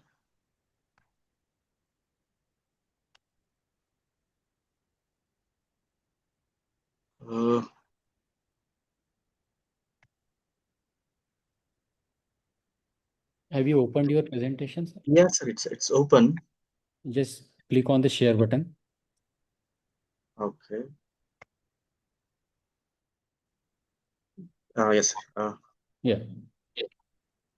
Okay. Yes. My PPT is visible, sir? Yes, yes, it's visible. Make it. Yes. Yes. Yeah. At the outset, I would like to thank Dr. Rajesh, Dr. Amit, and my friend Dr. Mahesh, and all the people in ARC. Thank you. My topic is glued IOL in management of subluxated cataract. We all know the challenges of subluxated cataracts, which is mainly seen in conditions like trauma, Marfan syndrome, pseudoexfoliation, and all. These challenges mainly involve zonular weakness, vitreous prolapse related complications, and IOL fixation dilemmas. The conventional management that used to happen before was mainly the antechamber IOL, which had the problem such as corneal endothelial decompensation. The other thing that was tried was sutured PCIOL, which had the problems such as suture erosion and not exposure and all. Iris claw IOL was tried, but pupil distortion, iris damage was another problem with that. And we all know the problem that is related with aphakic corrections. So then Dr. Amar Agrawal came up with this new thing that is glued IOL in the year 2007. The main difference that has been done with this procedure is they've used glue for the fixation. They have brought the haptic outside. They made the tunnel into the sclera and pushed into that. And so by doing that, they've reduced many of the steps and many of the complications. I'll be giving those details in the next slides. So the steps that we all know are mainly peritomy is done and flaps are done 180 degrees apart of the size of around 3 by 3 millimeters. And sclerotomy is done about 2 millimeters from limbus, and vitrectomy is done either anterior vitrectomy or pars plana. Root and infusion is placed, and haptic externalization is done with the help of specialized microforceps. And also in tunnel has been done with the help of like 25 gauge needles, and haptic tucking is done, and at the end fibrin glue is used for the closure. This is just an animation from the Dr. Agrawal's source. You can see here the haptic has been brought outside, and the main thing that has been difference, the modification is the fibrin glue. Similarly, during real life scenarios, we come across with this surgery like this. This is what it appears. We do scleral flaps 180 degrees apart. Further after that, we do sclerotomies almost 2 millimeters from limbus, both sides, entry, and you're going to insert the IOL, bring the haptic outside. You're going to externalize it and push the make a tunnels and push the haptics inside. And at the end, you're going to put gel. So advantages of glued IOL, we all know it's there is superior stability, precise centration, excellent visual outcome in almost all of the cases, and it's sutureless and much more faster. We all should be aware of potential complications, which are very rare. In fact, they are mainly haptic breakage, vitreous hemorrhage, suprachoroidal hemorrhage, IOL tilt or decentration, hypotony, very rarely endophthalmitis, and fibrin reaction is very unknown. So all in all, the summary of the topic that we have today, that is glued IOL with iris claw. You can see in the chart that almost all advantages are with glued IOL, very few are with iris claw. The special or the most important ones are haptics are tucked into the scleral tunnel, so minimal iris trauma is there. Pupil shape is round. You can dilate the pupil at any time, and visual outcome is excellent, and iris is intact. So all in all, the most advantageous surgery. The tips that we have to remember is steel marking has to be 180-degree apart. Continuous infusion has to be there. Vitrectomy should be thorough. During externalization, you should catch only the tip, and you should use 3-piece IOL preferably, and glue application should be on the dried area. All in all, again, the conclusion is it's well accepted procedure, proven track record, have been undergoing modification all over the places, and especially relevant in conditions like developing countries, which is needs affordable procedures and reproducible procedure, which is what glued IOL is. So thank you very much. Thank you so much, sir, for your presentation. Thank you, sir. Any comments to our speakers? Dr. Vineet? A very nice presentation. No specific comments. Thank you. Thank you. What do you prefer, sir, in your routine cases? Suppose if you have... So, frankly speaking, I do both the things. I do iris claw as well as SFIL, depending on the requirement. Whenever iris, there is no iris trauma or iris atrophy or multisynechia or non-vitrectomized eye, I go ahead with iris claw. But in any of those conditions where iris is probably involved or floppy iris kind of things, I go ahead with still fixated. And it fits. I mean, for vitreoretinal surgeon, both the procedures are ideal, and you just have to choose the situations. That's it. Okay. But is anyone using Gore-Tex suture, and is it available easily in India for sutured SFIOL? I've not yet used it. I've heard about it. Thinking of using in the next few days. Yeah, we use it at Gore-Tex are available I here. don't know it, but the retina people use Gore-Tex over here. Yes, sir. Yes, sir. It is thought to be like scleral kind of. It becomes part of a sclera kind of. It doesn't have a degradation kind of thing. That's what we have heard.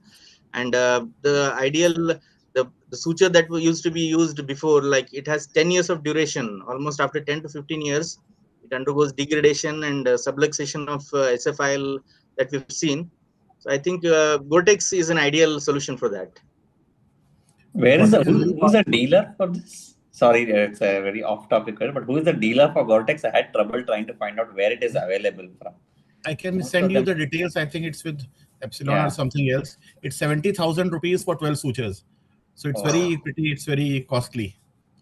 Oh my God. So we have to be selective in our patients. Yes, yes. But for children, if you are planning for a scleral fixation, that's the ideal way. Exactly. Using Gore-Tex. Now the future trend is going to be more towards Gore-Tex, I believe. Yes. In children, what is preferable? Iris claw or scleral fixation? Scleral fixation. Scleral fixation. Yes. Ideally, after age of around 6 years, scleral fixation, because the size of the eyeball is usually attained to the adult size. That's what the SFIL is preferred. Scleral fixation is the best one. Okay. Thank you so much. We will go to last talk of today by Dr. Purnima. Purnima is in fact our student only. She is presently consultant refractive cataract cornea services at Vasan Eye Care Hospital, Chennai. She has a 15 years experience of refractive cataract surgeon. with special interest in keratoconus, focusing on prevention and non-transplant visual rehabilitation strategies. Have presented at several national and international platforms on corneal biomechanics, corneal imaging, IOL power calculation in complex corneas, and refractive cataract surgery. She has publications to many journals, and she has authored a chapter as well in converting from phacoemulsification to manual small incision cataract surgery. With this, I present to you Dr. Purnima for Saransh on recent in subluxated cataract.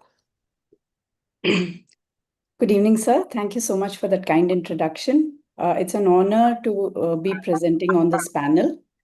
We've had a wonderful and quite exhaustive talk, and I've been asked to summarize the exhaustive literature relevant to the topic. I'll try to do justice to it and at the same time keep it clinically relevant.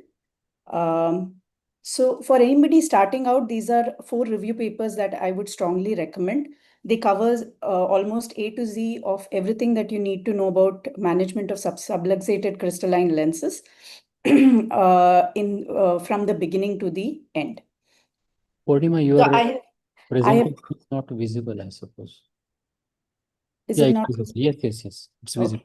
So I have just tried to summarize whatever is written in that into a simple flowchart that will help you know what to do when you are presented with a patient of subluxated lens. The first step would be to see if it is a progressive or a non-progressive condition, which would determine how aggressively we are going to manage. The second would be grading of the subluxation.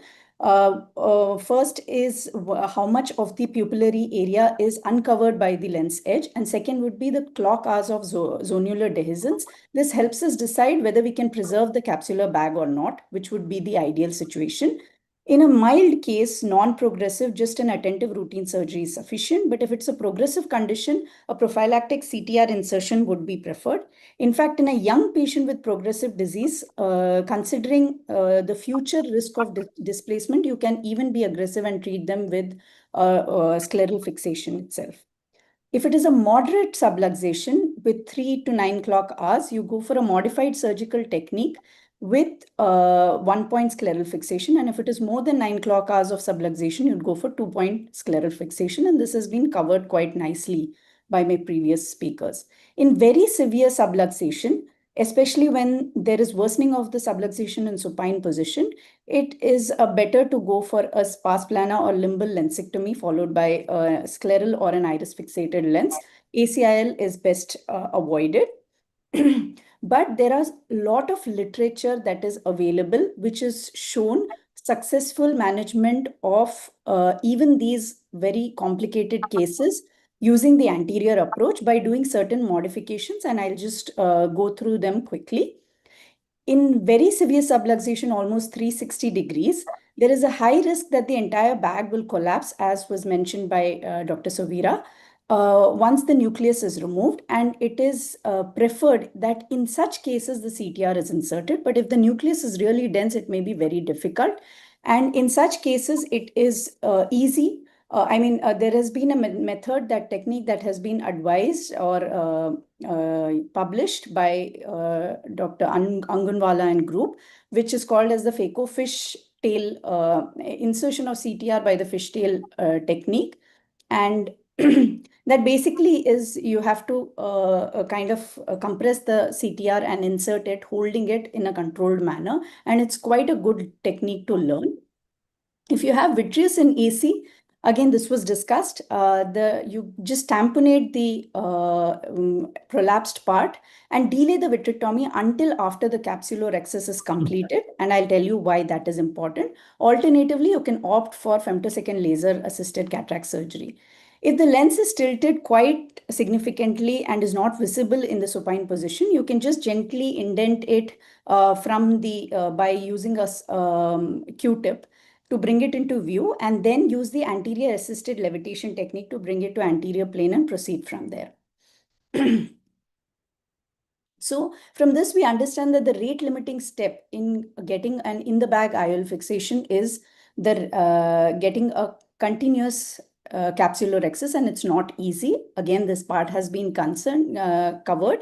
So you need to center it on the subluxated lens. You have to, often it's difficult to get an initiation, and you need two sharp instruments to get that initial nick. And you have to proceed from this strong zonular region towards the weak zonular region, 2 microforceps. I think I'll just skip through this part because this has been covered well. In this case, in this scenario, FLAX or femtosecond platform really helps because it is independent of the zonular counter resistance while developing the capsular excess, and it can be customized and positioned in size as per the subluxation. Additional advantage in this is that pneumodissection during nuclear fragmentation allows us nuclear disassembly with very little or almost no hydrodissection or rotation, which is very useful for harder cataracts. FLAX has been well established in the management of subluxated lenses, and it has been reported in moderate to severe cases for causes like traumatic, microspherophakia in pediatric, as well as Marfan syndrome. So once we have preserved the capsular bag, the next is to stabilize the bag, which again has been discussed by the capsular devices that are available, and place an in-the-bag single or 3-piece IOL. No IOL. The literature suggests that there is no single IOL that is preferable to the both. Both are fine as long as it is in the bag. If for any reason the capsular bag is sacrificed, then you opt for an alternative fixation of the intraocular lens, which is scleral or iris fixated. Again, anterior chamber is best avoided. There is a very good article in IGO, which kind of summarizes the different techniques of sutured and sutureless scleral fixation of lenses that are available, and you can go through them. But amongst all the technique, I would like to make a special mention about the Hoffman's pocket.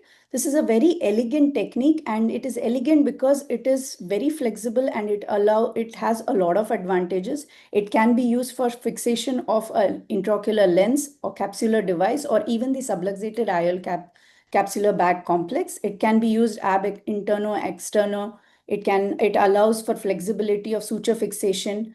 It can be done in topical anesthesia.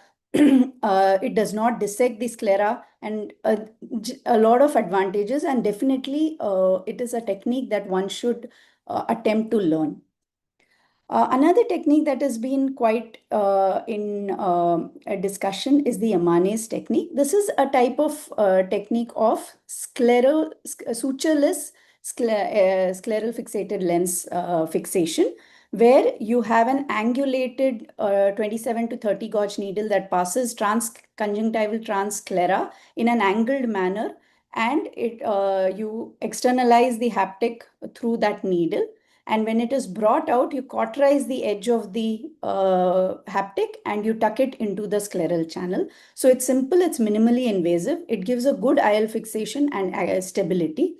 It was published in 2017, and there is some amount of literature available for it. And it is something that many people are trying because, as it was said, sutured fixation and proline sutures have issues of suture erosion, which I'll be showing. And Gore-Tex, while it is very good in terms of stability, it has its own disadvantages in terms of availability and more so insertion, and I'll come to that too. So once you have been able to achieve a good capsular fixation and in the bag IOL implantation, follow-up studies show that in adults and pediatric, they have very good long-term visual outcomes. Common complications are easily managed, like PCOs, which is often because of the lot of cortical matter that is left behind after placement of these capsular devices. IOL decentration, however, is a worrying matter. There are varied reports. This study gives 17%, but there's up to 40% incidence of IOL decentration occurring over 6 to 8 years. Serious complications, however, are rare, and it's a relatively safer surgery. Amongst the scleral fixated lenses, if you go for the sutured lenses, haptic displacement and suture exposure is a complication quite often seen with proline fixation. Gore-Tex demonstrates a superior durability. especially in the moderate to moderately severe subluxated lenses. In iris fixated lenses is a very good alternative. One of the studies which compared the outcomes between long-term outcomes between iris fixated and scleral fixated posterior chamber lenses showed that the only difference between the two in terms of outcome was the high incidence of decentration in this scleral fixated group. And this was when the lenses were fixated to the iris by suturing. With the availability of the enclaving type of iris claw lenses and the retropupillary fixation and the vault that comes with these lenses, the complications are much lesser and the outcomes are quite good. This study, which shows late the management of late bag as well as IOL complex dislocation, showed that both the repositioning as well as explantation with a retropupillary iris claw lens are highly acceptable treatment, and the choice has to be made based on the individual patient parameters and surgeon experience. So the more common cause for subluxation that we encounter in day-to-day practice is pseudo-exfoliation, which is not apparent as a subluxation preoperatively, but you have a lot of intraoperative clues. This shows the outcomes of cataract surgery in terms of pseudo-exfoliation is that pseudo-exfoliation per se does not affect the visual outcome, but it is predisposed to a much higher risk of intraoperative and postoperative complication. The most important being the delayed decentration of the IL bag complex. Even when the use of CTR is done prophylactically, the risk of zonular dialysis and the bag displacement reduces only from 7-fold to 4-fold, indicating that CTR's protective role is only partial against the progressive nature of the pseudo-exfoliation. So I would like to summarize that the optimal position of IL implantation is in the bag, but there is no, as we have seen from the different talks, and also as it is apparent from all the literature, if you have a point and you will search for it, you will find literature for it supporting that. So the importance is that these are highly complicated cases, and the surgery and the subsequent fixation requires skilled expertise, and the approach ultimately depends upon the surgeon's experience, skills, patient age, cause of the subluxation, and the nuclear opacity severity. But there are things that we can do to improve the outcomes. And the literature shows us that for every step and every challenge that we are presented with, there are modifications to the surgery, and we should learn these and practice these as it was told regarding the runout rhexis recovery, that we should practice this and put it into practice for our routine cases so that it is applicable even during when we try to manage the complicated ones. So these include the anterior assisted levitation for posteriorly dislocated lenses described by Dr. Chi, painting technique, which was very well explained by Dr. Suvera and Dr. Arup, for preventing such a escape of dye into the posterior cavity, which will reduce the red glow and make all the subsequent steps difficult. This was also again very well described by Dr. Akshay. This is the fishtail technique where you hold the leading haptic and you kind of pinch it together and insert it into the area of maximum zonular dialysis, slowly put out the trailing haptic and then ultimately the leading haptic, and it's a very good skill to know. Again, this was described by Dr. Chi for hard posterior polar cataract, but it is very useful for nuclear disassembly without rotation. So here you make a groove and you take a sharp chopper like a Nagahara's chopper is what she recommended, and you make a horizontal chop against the phaco probe, and then you have to also cleave it such that the piece is made by leaving a shell of the nucleus outside when you do it all around. So you have a shell of nucleus protecting it, which can then gently, allow you to put a CTR, and then you can prolapse it slowly and do a slow motion phacoemulsification, and it greatly increases the safety of procedure. One more thing is, so Gore-Tex, one more challenge besides the logistics is that it was not meant for eye usage. So although the suture is very good, it has a very overcurved needle mainly for the heart usage or the cardiac usage, and it is not unsuitable. It's not suitable to use it in the eye. So the existing technique used to be that you have to make an ab externo large sclerostomy, put a microforceps through this large sclerostomy and externalize the suture and then tie it. Also, it is slightly bulky and the knot is bulky and it requires coverage by sclera.